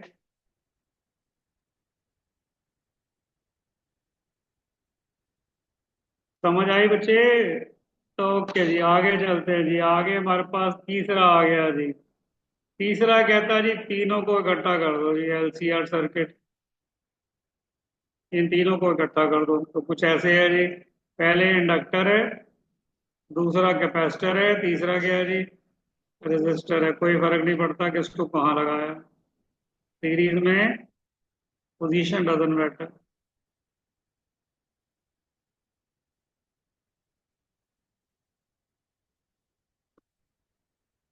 राइट, अब इसके लिए इम्पेडेंस क्या होती है, इस पे क्वेश्चन आता है। इसके लिए इम्पेडेंस होती है R square plus XL minus XC whole square under root. अब ये मैंने माइनस साइन नहीं पुट किया, यानी कि बड़े में से छोटा माइनस। अगर एक्सएल बड़ा है तो एक्सी माइनस कर दो, एक्सी बड़ा है तो एक्सएल माइनस कर दो। ठीक है, ये इसकी इम्पिडेंस होती है। एंगल क्या होता है, कितने एंगल से कौन लीड कर रहा है कौन नहीं कर रहा, ये होता है जी XL minus XC over R. और इसको भी बोलते हैं इम्पीडेंस ट्रायंगल। ये देखो, ये एंगल थीटा, ये हमेशा जेड होगा, जो परपेंडिकुलर होगा वो हमेशा रिएक्टेंस होगी। ठीक है, और ये रेजिस्टेंस, ये है इम्पीडेंस, ये है रिएक्टेंस, और ये है रेजिस्टेंस। ये ट्रायंगल है जिसको इम्पीडेंस ट्रायंगल बोलते हैं। अब कौन लीड करेगा जी? सबसे पहले आओ जी, नंबर वन, कौन लीड करेगा? अगर एक्सएल और एक्सी बराबर हो गए तो टेंजेंट फाई की वैल्यू हो जाएगी जीरो। तो फाई की वैल्यू हो जाएगी जीरो, तो हम बोलेंगे इन फेज। इस पे प्रॉब्लम आएगी, यस, थर्ड वाले पे। ठीक है जी। अगर ऐसा हो गया तो जो सर्किट है उसको बोलते हैं रेजिस्टिव सर्किट। तो circuit is a resistive circuit. Number two, अगर एक्सएल एक्सी से बड़ा हुआ, अगर एक्सएल एक्सी से बड़ा हुआ तो टेंजेंट ऑफ फाई जो है वो पॉजिटिव होगा। ठीक है, जब पॉजिटिव होगा तो ईएमएफ लीड करेगा, और इसको बोलते हैं इंडक्टिव सर्किट।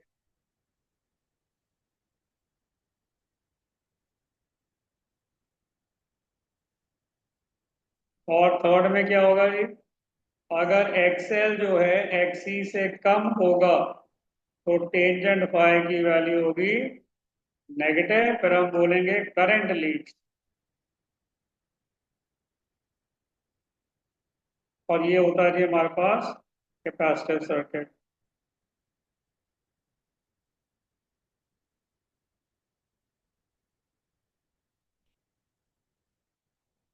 अब क्वेश्चन जो आता है वो अगले पॉइंट पे आता है। अगले पॉइंट पे क्या क्वेश्चन? अगर हमारे पास करंट, अगर हमारे पास करंट इस सर्किट में मैक्सिमम हो जाए, ठीक है, तो हम कहते हैं कि सर्किट है रेजोनेंस में। तो करंट क्या होगा जी? करंट होगा जी वोल्टेज ओवर इम्पीडेंस। तो वोल्टेज ही रहेगी। इसका इम्पीडेंस क्या है? इसका इम्पीडेंस है R square plus XL minus XC whole square, यही इम्पीडेंस है। तो अगर if XL becomes equal to XC, then Z will be simply equal to R। और जब ऐसा हो जाए तो करंट जो है मैक्सिमम हो जाता है। जब करंट मैक्सिमम हो जाए इसको बोलते हैं रेजोनेंस। तो कब रेजोनेंस होती है? जब XL is equal to XC। ठीक है, ऑल्टरनेटिवली क्या होता है, कभी ये नहीं गिवन होता, तो ये भी वैलिड है, एक BL should be equal to BC, तब भी रेजोनेंस हो जाती है।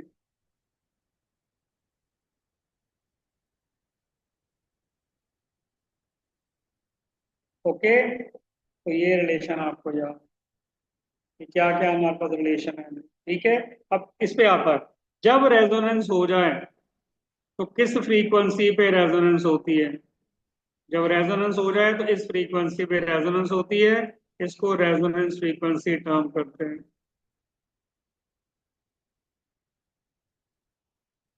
L stands for inductance, C stands for capacitance।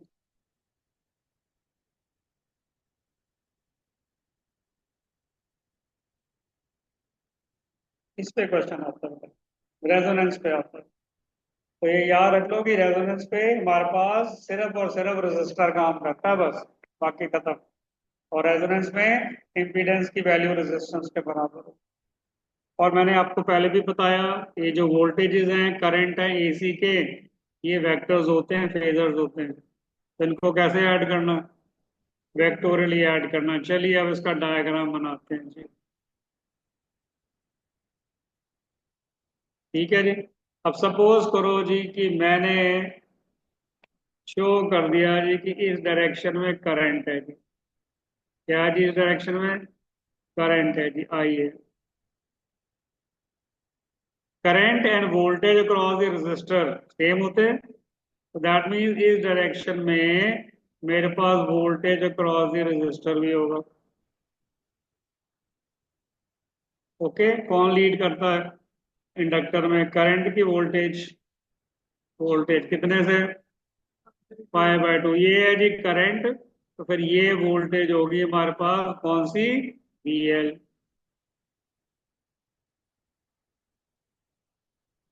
Okay, जब कैपेसिटर होता है तो फिर कौन लीड करता है? करंट कितने से? 5/2 से। तो ये हो जाएगी जी वोल्टेज, इसमें कैपेसिटर के क्रॉस।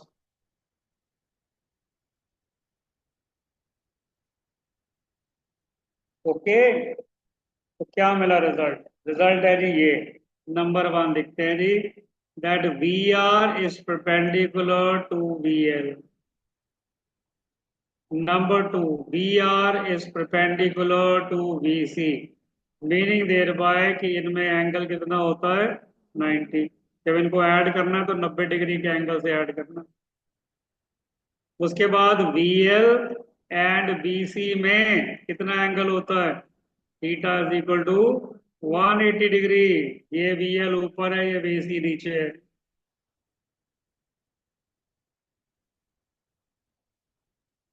ठीक है, क्या क्वेश्चन आता जी? क्वेश्चन आता जी, ये लगा जी रेजिस्टर, ये लगा जी इंडक्टर, ये लगा जी कैपेसिटर।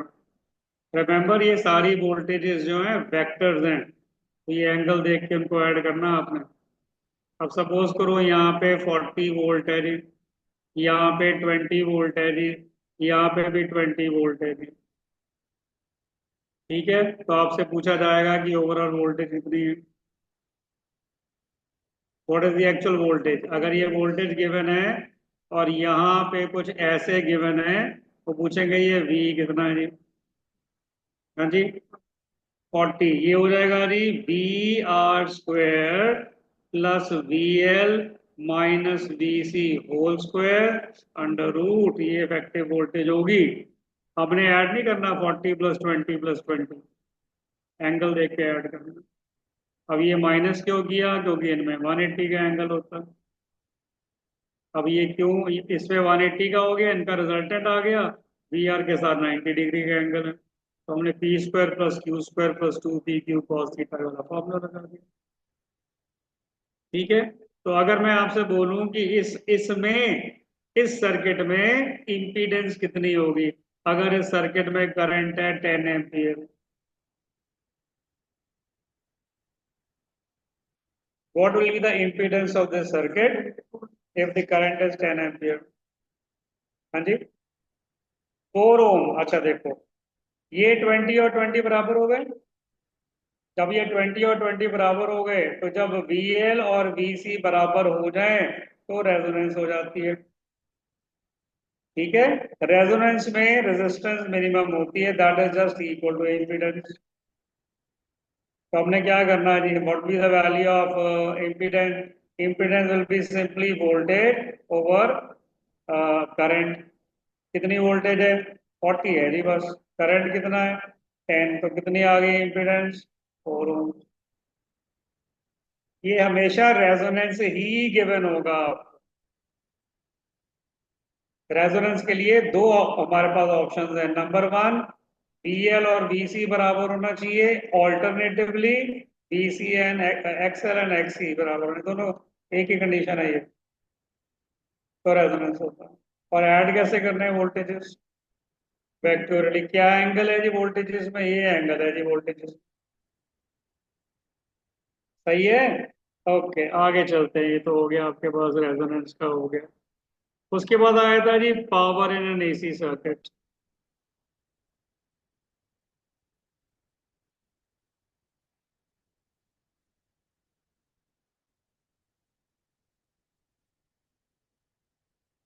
अब क्या होते हैं जी पावर एंड AC सर्किट? तो हम एवरेज पावर को ऐसे लिखते हैं, IRMS into VRMS into cos of phi. Phi क्या है जी? फेज एंगल है जी। इसमें इन दोनों के बीच में वोल्टेज एंड करंट के बीच में।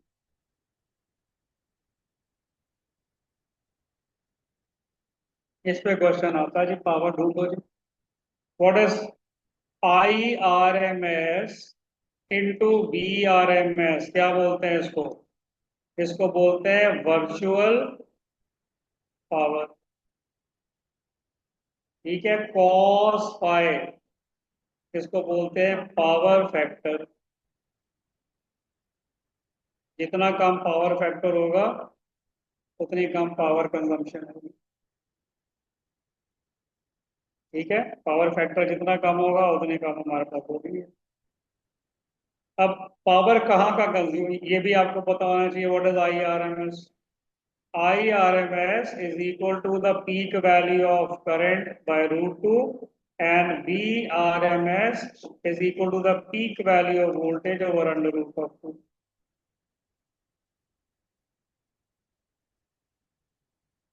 और जब हम कोई लिखते हैं ना वोल्टेज, सपोजिंग वोल्टेज का एक्सप्रेशन लिखा V naught sine of omega t, तो ये जो वी नॉट है ये पीक वैल्यू है। और यहाँ से मुझे अगर आरएमएस ढूंढनी है तो मैं इस फॉर्मूले को यूज करूंगा आरएमएस वैल्यू ढूंढने के लिए। ओके।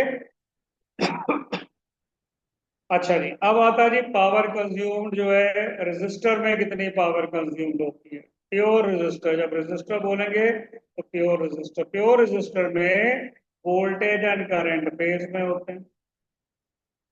अगर वोल्टेज एंड करंट फेज में है तो कॉस फाई की वैल्यू क्या हो जाएगी? cos pi will be equal to 1. So average power consumed in a resistor will be this.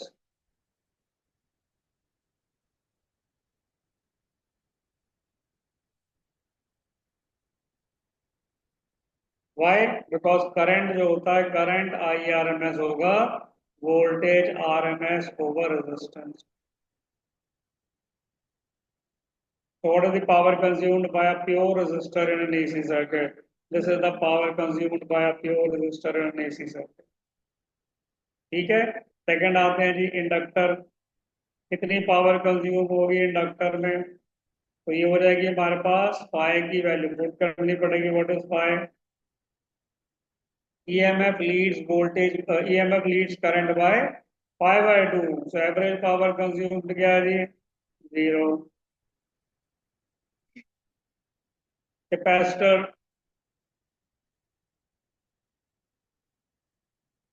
कितनी होती है? 5, वो भी 5/2 है जी। इसमें करंट लीड करता है, जीरो।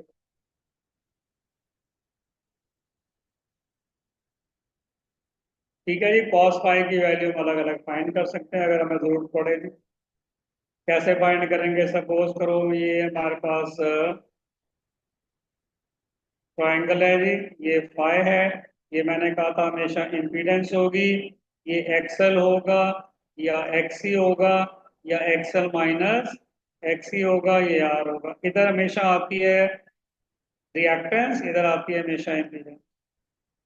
अब फाइंड करो कॉस फाई कितना।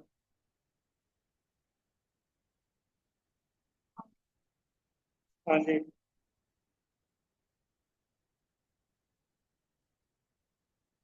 ये है जी कॉस फाई।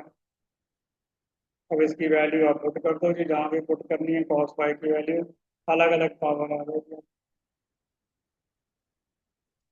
हाँ जी, अंडरस्टूड। ओके जी।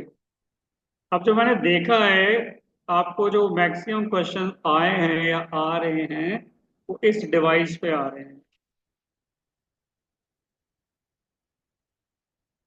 इस डिवाइस पे आ रहे हैं जी आपको क्वेश्चन। ट्रांसफॉर्मर एक डिवाइस है जो ट्रांसफॉर्म करती है low voltage into high voltage and high voltage into low voltage and alternate. दो तरह की होती है जी। ये मैं बनाता हूँ पहले तरह की ट्रांसफॉर्मर। दो कॉइल होती हैं जी ट्रांसफॉर्मर में,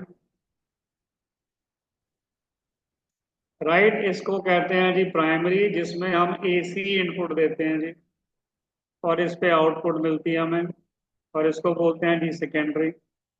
यहाँ पे नंबर ऑफ टर्न्स हैं प्राइमरी में, यहाँ पे नंबर ऑफ टर्न्स हैं सेकेंडरी में। अगर नंबर ऑफ टर्न्स प्राइमरी में greater than number of turn secondary में हो जाए, इसको बोलते हैं स्टेप डाउन। ये वोल्टेज कम करेगा। अगर सिनेरियो कुछ ऐसा हो जाए,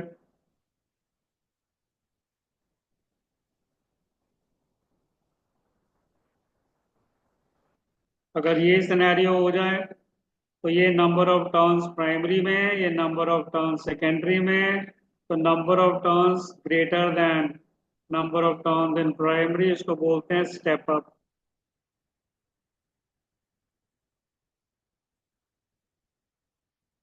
right, and number turns secondary over number of turns primary को के बोलते हैं, उसको बोलते हैं ट्रांसफॉर्मेशन रेशियो।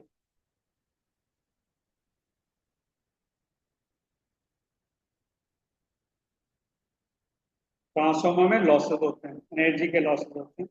अगर हम मान के चलें कि ट्रांसफॉर्मर आइडियल है, कोई लॉसेस नहीं है, तो बेटा इस इक्वेशन पे सारे क्वेश्चन आते हैं। ये है जी V S over V P is equal to N S over N P is equal to I P over I S is equal to say transformation ratio की। अगर क्या है वो आइडियल, आइडियल मीन्स उसमें कोई लॉस नहीं है। What is Vs? Voltage across the secondary. What is Vp? Voltage across the primary. Ns, number of turns across the secondary. Np, in the primary. Ip, current in the primary. Is, current in the secondary. ठीक है, पर usually because ideal तो होता नहीं है, question ideal पे आएगा। फिर हमने ढूंढनी होती है जी एफिशिएंसी। तो क्या होती है जी एफिशिएंसी? एफिशिएंसी होती है output power over input power, ये होती है जी एफिशिएंसी। पावर क्या होती है? V into Y. आउटपुट में क्या है? सेकेंडरी है कि प्राइमरी है? सेकेंडरी है, तो यहाँ आएगा जी I S V S. Input में क्या है? प्राइमरी है, तो यहाँ आएगा जी आई पी वी पी। पहले ये यहाँ से इन चारों में से जो भी वैल्यू चाहिए इससे यूज करेंगे, अगर आइडियल नहीं है तो। Once you get it then you will use this. अगर आइडियल है तो ये डायरेक्ट यूज करोगे। तो यूजली गिवन होता है कि एफिशिएंसी जो है ट्रांसफार्मर की कितनी परसेंट है? 80। तो ये क्या हो जाएगा? बाकी ये वैल्यूज में से एक वैल्यू नहीं गिवन होगी, उसको ढूंढ के यहाँ पर पुट करके बाकी वैल्यूज फाइंड कर सकते। लॉसेस होते हैं जी ट्रांसफार्मर में। कॉपर लॉस होता है, एडी लॉस होता है, हीट लॉस होता है, ठीक है, हमिंग लॉस है, मैनी लॉसेस होते हैं। Obviously there are ask you कि लॉसेस क्या है, पर लॉसेस होते हैं। एंड ट्रांसफार्मर आइडियल नहीं होता। इस पे क्वेश्चन आ रहे हैं, तो ये ट्रांसफार्मर आपको आना चाहिए। एंड लास्ट ऑफ ऑल जो आपके पास है जी, वो है AC generator. It is not a generator, it doesn't generate anything.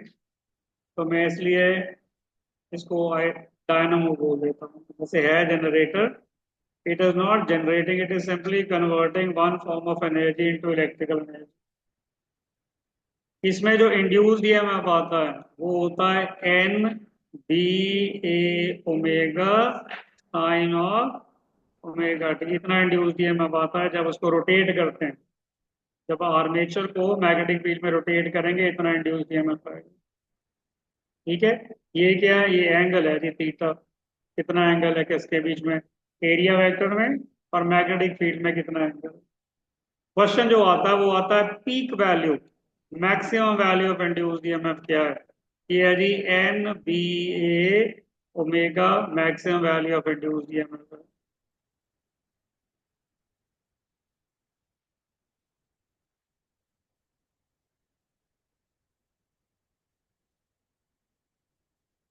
ठीक है जी, इन पे क्वेश्चन आते हैं जी। अब देखते हैं, एक आधा क्वेश्चन देख लें तो पता लग जाएगा जी हमारे पास क्या है। पहले जो ये तो हमने कर लिया, ये 22nd। लो जी 23rd करो जी बच्चा फटाफट।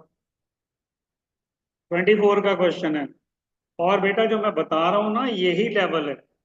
इससे ऊपर जाओगे तो कुछ नहीं मिलना आपको, नीचे जाओगे तब भी कुछ नहीं मिलना, इसी लेवल के करना है। इन एन आइडियल, आइडियल हो गया जी, ideal transformer the turns ratio NP over NS is equal to 1/2। तो कैसा है ये, स्टेप अप है कि स्टेप डाउन है? एन, अगर NS बड़ा हो तो स्टेप अप है, NP बड़ा हो तो स्टेप डाउन है, तो क्या है ये, स्टेप अप है।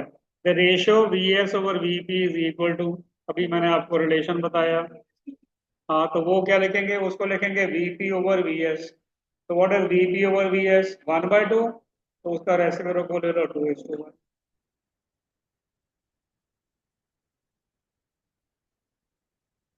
लो जी, 18th वाला resonance frequency. A series LCR circuit with inductance 10 Henry, capacitance 10 microfarad, resistance 50 ohm is connected to an AC source of voltage। ये सारा कुछ given है जी।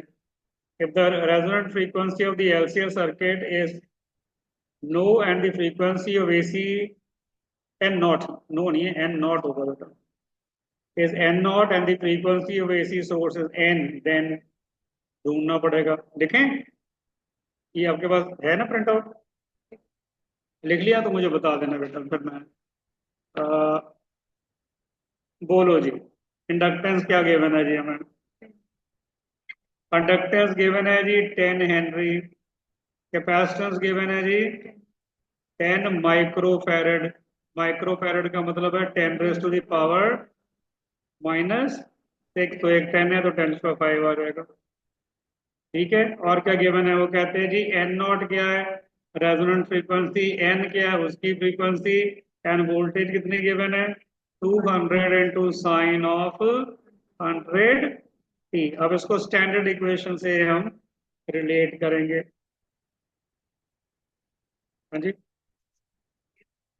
वो तो जरूरत नहीं पड़नी, जब रेजोनेंस फ्रीक्वेंसी की बात करते हैं तो नहीं होती। ठीक है जी, इससे कंपेयर करेंगे जी, तो पीक वैल्यू तो आ गई 200, जरूरत नहीं है जी। और ये 100t, ये 100t, ये किसके बराबर आएगा, ओमेगा टी। तो यहाँ से t कैंसिल कर दो, तो ओमेगा कितना आ गया जी, 100 क्या होता है omega, 2 pi into frequency, right. तो what will be frequency, it will be 50/पाई। डिवाइड करेंगे कि नहीं, अब देखो क्या हमारे पास ये 50/पाई का आंसर है कोई,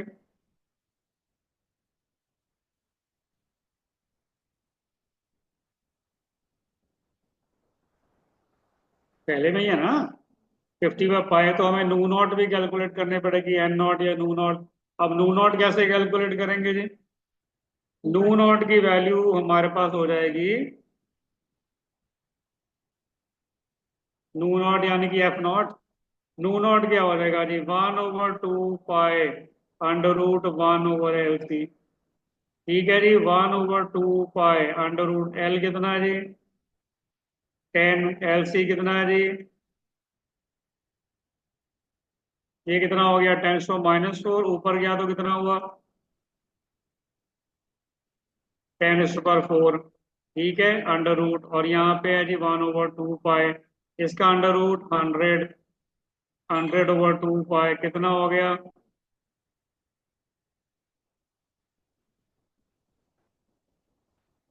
सेम आ गया।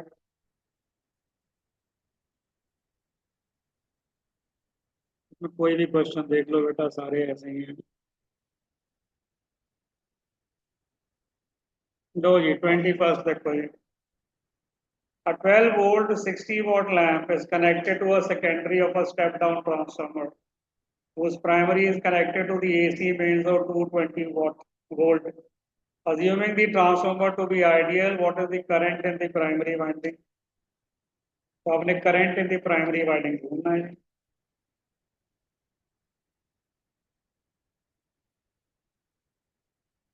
देख लो पहले सारा कुछ, पहले देखो VP, VP is equal to 12 volt output है, VS, sorry VS is equal to 12 volt, VP is equal to 220 volt. ठीक है, आउटपुट, आउटपुट एस, यानी कि आउटपुट जो पावर है that is 12 60 what, output power है 60 वॉट।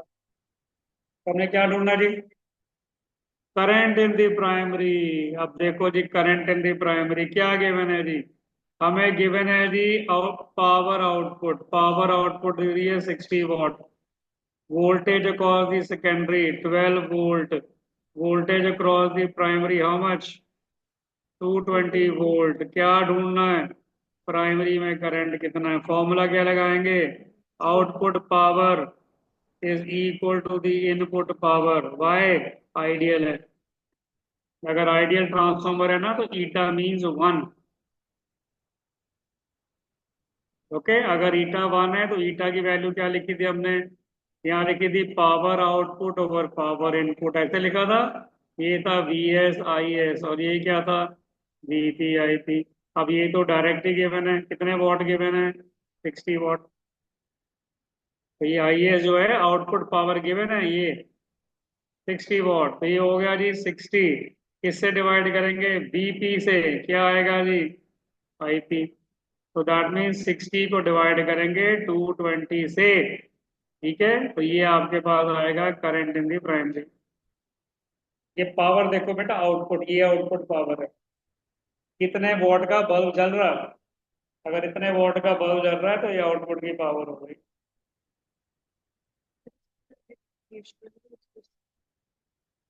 डायरेक्ट रेशियो बेटा use नहीं कर पाएंगे बिकॉज हमें IS नहीं गिवन। तो हमने ये गिवन है ना आउटपुट पावर, तो बात ही खत्म हो गई। आउटपुट पावर इनपुट पावर के बराबर होती है आइडियल ट्रांसफार्मर में। तो 60 बाय यानी कि ये आ जाएगा आपके पास 3/11। अब 3/11 को सॉल्व कर लो, जैसे रेशियो में जो भी गिवन है। कितना है जी? 0.27। आसान सा काम हो गया जी। चलिए 20th भी देख लो बच्चे। In a series LCR circuit, the inductance L is 10 millihenry, capacitance C is 1 microfarad, and resistance R is 100 ohm. The frequency at which resonance occurs is?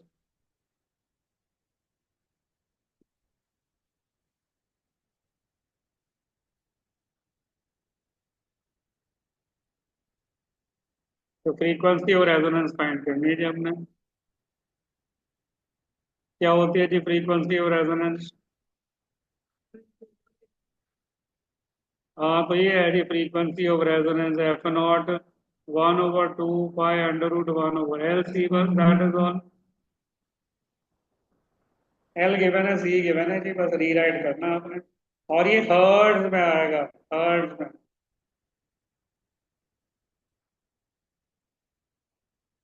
ठीक है। नंबर 2, अगर रेडियन पर सेकंड में गिवन है तो फिर आपने देखो क्या करना है। फिर आपने लिखना है 2 पाई F0 इज 1/√L C।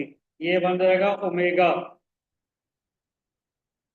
तो अब ये आ जाएगा ओमेगा रेडियन पर सेकंड में। अब ये देख लेना कौन से में दिया।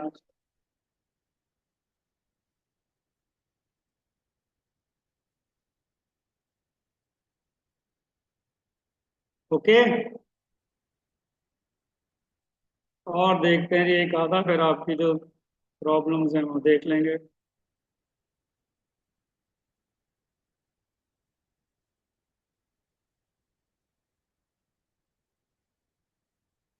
सर्कुलर कॉइल में तो बता दिया इंड्यूस्ड ईएमएफ क्या होता है सेंटर में सर्कुलर कॉइल के। सारे ऐसे ही हैं बच्चे। चलो ये ट्राई करो, 14 ट्राई करो। An inductor of inductance L, a capacitor of capacitance C, and a resistor of resistance R are connected in series to an AC source of potential difference V volts, as shown in the figure. Potential difference across L, C, and R is 40 volt, 10 volt, and 40 volt respectively. The amplitude of current flowing through the LCR circuit, series circuit, is 10 √2 ampere. The impedance of the circuit is? क्या ढूंढना जी?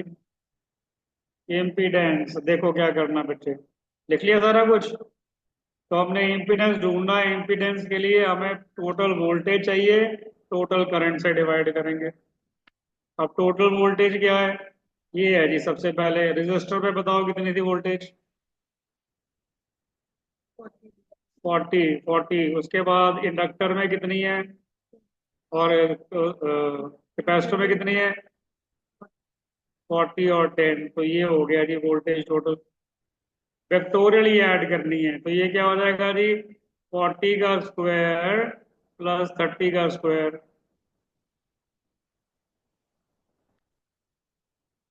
तो ये कितना हो गया जी? ये हो गया जी 1600 प्लस 900, 2500। 2500 का कितना होगा जी?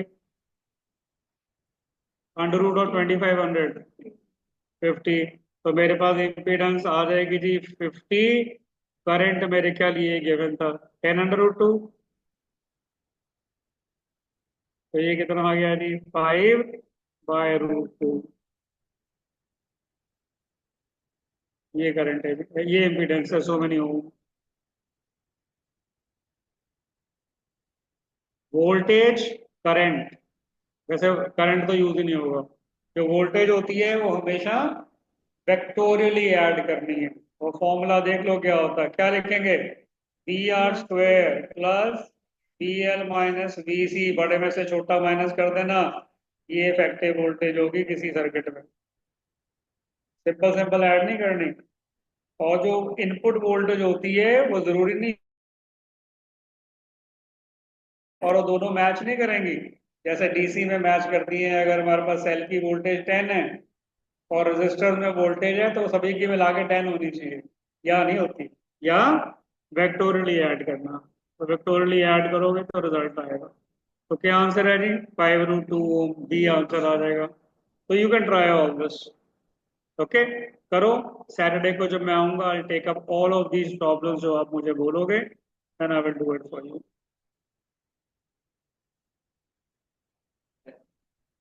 टेस्ट मैं सैटरडे को ही कह दूंगा दे दें आपको। सैटरडे को टेस्ट कौन सा है? तो ट्यूसडे को मैं कह दूंगा, ट्यूसडे। कोई बात नहीं, this week no test, Tuesday को है। अच्छा, आप बोलिए कौन सा टेस्ट की आपकी प्रॉब्लम थी बेटा? अब यहाँ पे टेस्ट काइनेटिक थ्योरी। हाँ बोलो। यहाँ तो उन्होंने मुझे टेस्ट अगर दिया होता, चलो मुझे दिखा दो, मैं पढ़ के। यहाँ टेस्ट इन्होंने रखे नहीं है।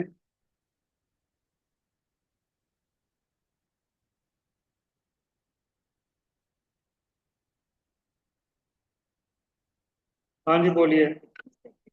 हाँ जी। Energy of all molecules of a monatomic gas have a volume V and pressure P is 3/2 PV. The total transitional kinetic energy of all molecules diatomic gas energy क्या होती है जी? F/2 into PV। हाँ जी, एक ही चीज है, translation में moving around state में energy होती है, एक्चुअली होती है RT। F/2 RT। RT को किससे रिप्लेस कर दिया? PV से। NRT। What is F? F क्या है? Degree of freedom. डायटोमिक में डिग्री ऑफ फ्रीडम कितने होते हैं? 5। तो 5/2 PV आ जाएगा।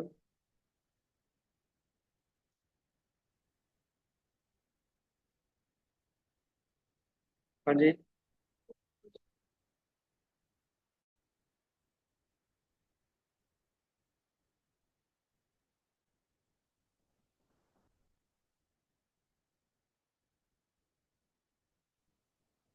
ओके, ये कहता है the radii of the copper spheres are in the ratio 1:3। अच्छा, हीट कंटेंट क्या होता है जी? हीट कंटेंट होता है जी mc थीटा। ठीक है, अब मास तो गिवन नहीं है जी, अलग रेडियस गिवन है, तो हम क्या लिखेंगे? हम लिखेंगे वॉल्यूम इंटू डेंसिटी इंटू सी इंटू थीटा। क्या है ये? स्फीयर्स हैं। वॉल्यूम क्या होगा? 4/3 πr³ इंटू रो इंटू सी इंटू थीटा। राइट, तो ये और ये सारे एक ही चीज है। तो मैं बोलूंगा हीट कंटेंट किसके प्रोपोर्शनल हो गया? R³। So Q1/Q2 will be equal to R1³/R2³। Okay, अब रेशियो ढूंढ लो जी। 9:1 है जी टेम्परेचर। अच्छा, टेम्परेचर भी गिवन है, तो टेम्परेचर भी लिखना पड़ेगा जी θ1/θ2। अब इसको सॉल्व कर लो आप। हाँ जी। 11th, ये तो फॉर्मूला बेटा 1 + 2/n। हाँ जी, ये तो मैंने आपको कहा था, ये D to learn this.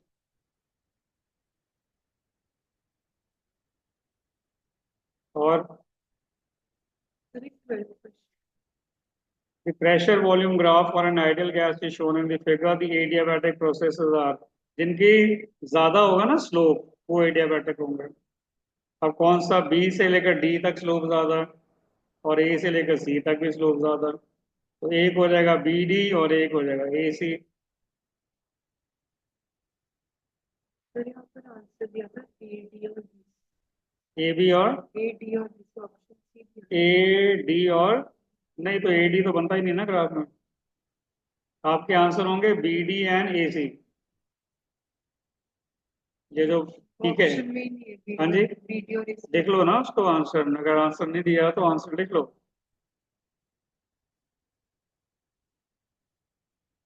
Adiabatic process जो होता है ना उसका देखो, अगर ये मैं बनाऊं, ये होता है जी आइसोथर्मल प्रोसेस, ये होता है जी एडियाबैटिक प्रोसेस, ये होता है फिर आइसोथर्मल प्रोसेस, ये होता है एडियाबैटिक प्रोसेस।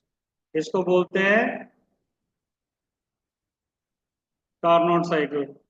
पर मैंने कार्नोट साइकिल का फंडा नहीं यूज किया। फंडा यूज क्या किया कि जो स्लोप है एडियाबैटिक प्रोसेस का, वो gamma times slope of isothermal process है। इसका स्लोप कम है, इसका स्लोप कम है, इन दोनों को ज्यादा है। ये दो प्रोसेस एडियाबैटिक में।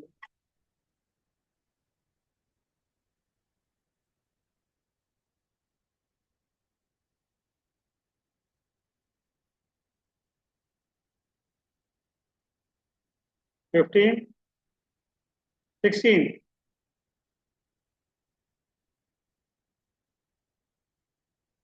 इसको दो बार ही आपने डिफरेंशिएट करना है जी। ये हमारे पास डिस्प्लेसमेंट गिवन है जी 3 times cos of 2 pi T. ठीक है जी, पहले ढूंढेंगे वेलोसिटी, तो what will B velocity, D x by d T. तो क्या वेलोसिटी हो जाएगी,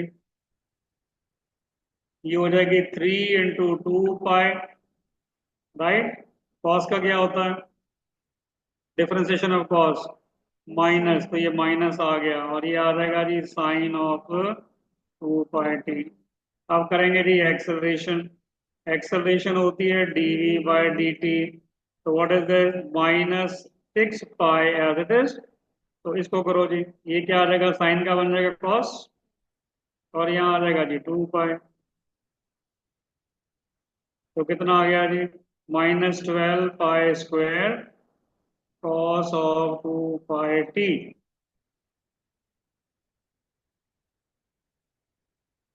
ये आंसर आएगा जी। डिस्प्लेसमेंट जो है ना बेटा, ये डिस्प्लेसमेंट, जिस फंक्शन में ये डिस्प्लेसमेंट होगी उसी फंक्शन में एक्सेलरेशन। जिस फंक्शन में डिस्प्लेसमेंट होगी उसके अपोजिट फंक्शन में, साइन या कॉस में, अगर कॉस है तो साइन हो जाएगी, साइन है तो कॉस हो जाएगी। और क्वेश्चन सीक्वेंस हाँ जी, 88 ये वाला कैसे कौन सा क्वेश्चन, 18।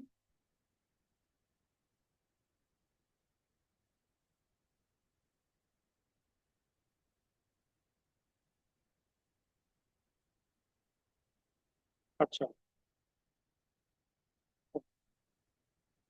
अब ये है जी string tied at both ends.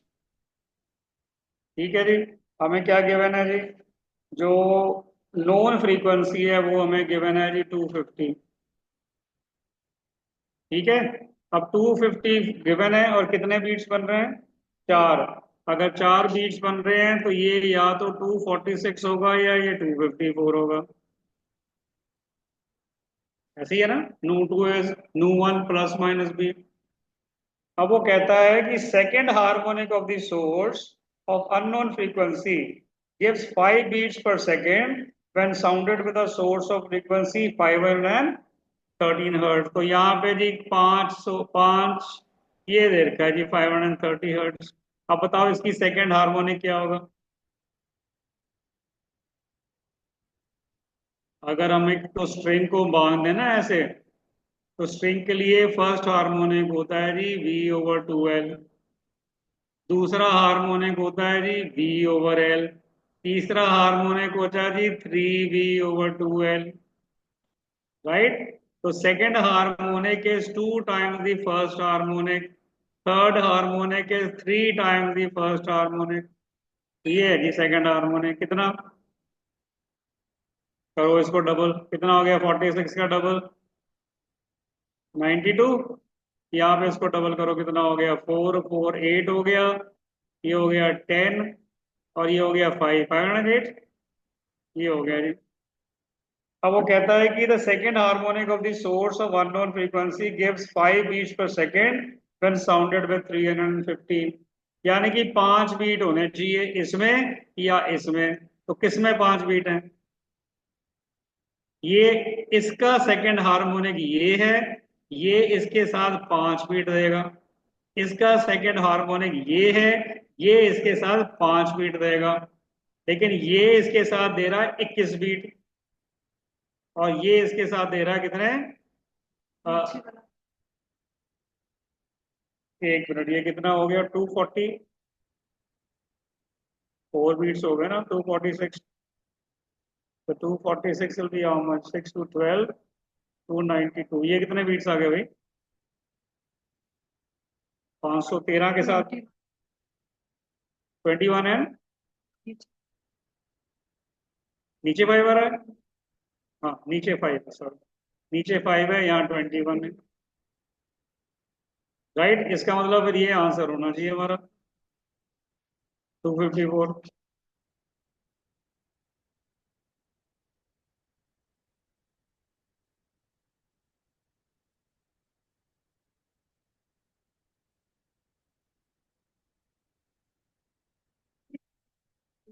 हम्म।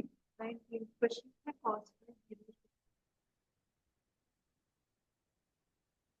हाँ जी ठीक है जी बेटा, ये तो सिंपली ऐड करने हैं आपने, बस स्क्वायर एंड ऐड। cos में 0 क्यों दे दें? बिकॉज दोनों साइन फंक्शन है, दोनों फंक्शन साइन फंक्शन है, दोनों में फेज डिफरेंस क्या है नहीं।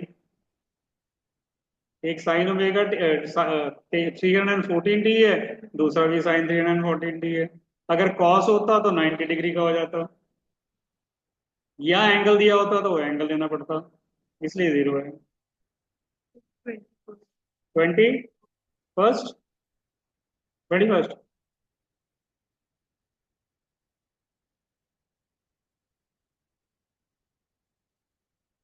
देखो इसमें क्या है जी, इक्वेशन जो होती है ना सिंपल हार्मोनिक मोशन की, वो होती है d²y/dt² प्लस ω²y0। अब इसमें वो फालतू वाला आ गया B/dy/dt। फालतू वाला क्या हुआ, जबरदस्ती कर रहे हैं। अब बताइए जबरदस्ती को अंग्रेजी में क्या बोलते हैं? अदरवाइज d²y/dt² प्लस ω²y, ये इक्वेशन होती है सिंपल हार्मोनिक मोशन।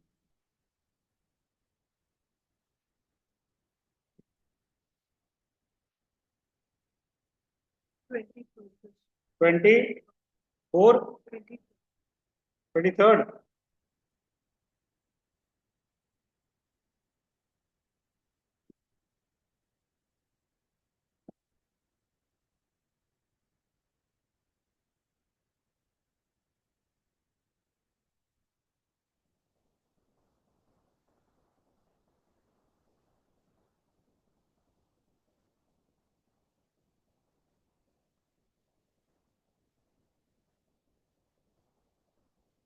हम्म।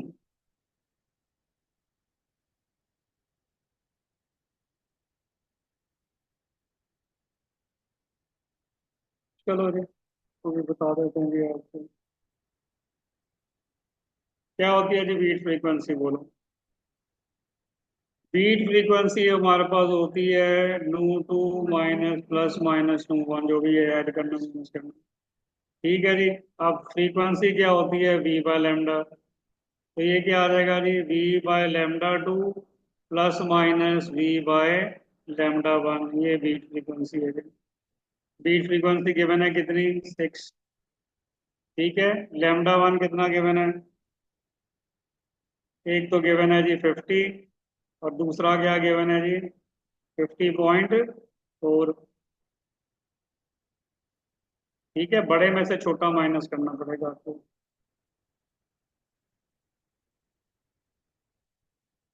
तो इसको कर लो जी।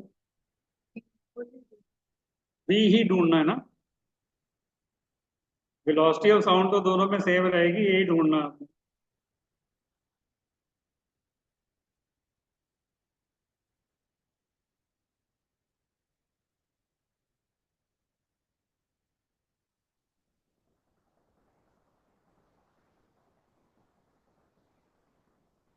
मैंने 20 जब वॉक का मास चेंज कर तो कोई effect तो होना नहीं चाहिए।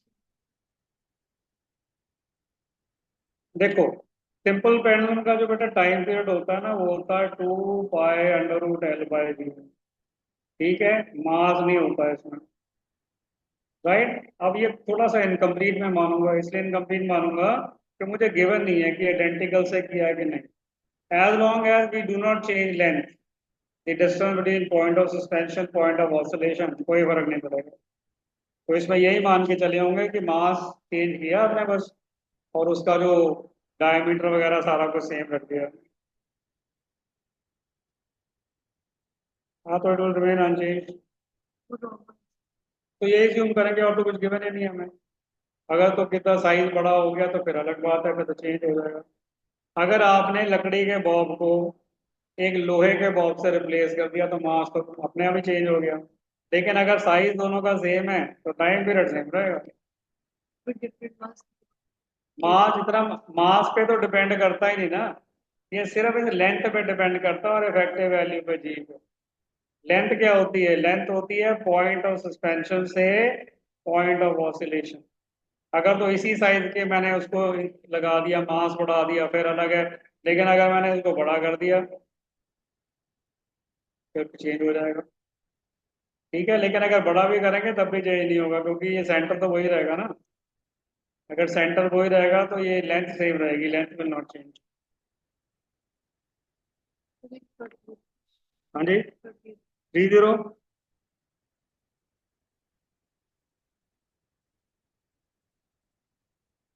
अब 30 में कहता है जी the maximum acceleration of S H M is alpha.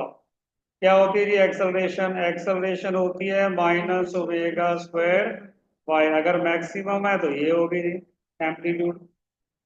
और ये क्या कहता है जी? वो कहता है ये अल्फा है जी। एंड मैक्सिमम मैक्सिमम वेलोसिटी, तो मैक्सिमम वेलोसिटी क्या होती है? Omega into A. ये है जी beta. The amplitude of S H M, तो एम्पलीट्यूड पूछा जी एस एच एम को।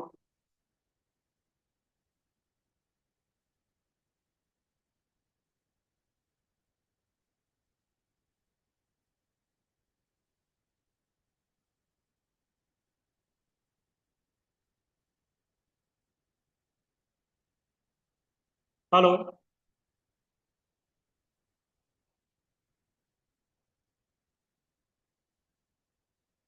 हाँ जी मैडम जी, मैं 15 मिनट तक आ रहा हूँ। ਤੁਸੀਂ अपना वर्क करा लो सारा जो कराना है।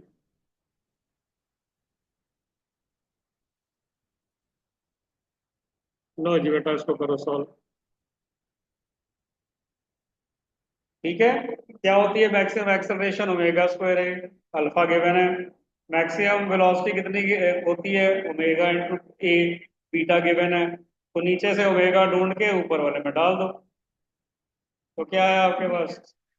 तो ये आ गया जी आपके पास बीटा स्क्वायर ओवर अल्फा आ गया जी आंसर।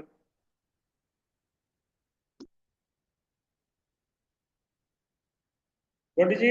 लो, एक बस 26 20।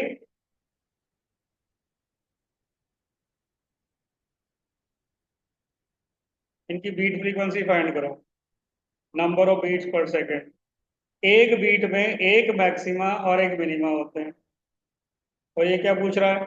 After how many second the minima is produce at the same place if a maxima is produce just now, after how many seconds. हाँ, बीट फ्रीक्वेंसी फाइंड करो बस। Beat frequency is the difference of frequencies. कितनी frequency का difference है? 6 का। ठीक है, time ढूंढना है। तो टाइम पीरियड क्या होता है? 1/frequency, 1/frequency तो आ जाएगा। मैक्सिमम स्पीड फ्रीक्वेंसी के हाँ जी, फॉर्मूला बीट फ्रीक्वेंसी का है हमारे पास, उसके बाद हमें पता होना चाहिए फ्रीक्वेंसी टाइम पीरियड वगैरह में क्या रिलेशन। चलिए मैं सैटरडे को आऊंगा, और सैटरडे को फिर मैं इन सभी चैप्टर्स की प्रॉब्लम्स लूंगा, जो जो होंगी ट्राई कर लेना, सॉल्यूशन भी आपको दिए हुए हैं। अगर सॉल्यूशन से समझ आ गया ओके, नहीं आया तो मार्क कर लेना, तो उसको डिटेल से करेंगे। मैडम को मैं कह जाता हूँ आपका टेस्ट नेक्स्ट ट्यूसडे होगा, और उसके बाद next Tuesday will be what date, 20-22 के आसपास होगा। उसके बाद लास्ट वाला फिर ट्यूसडे को लेके बाइंड अप हो जाएगा आपका।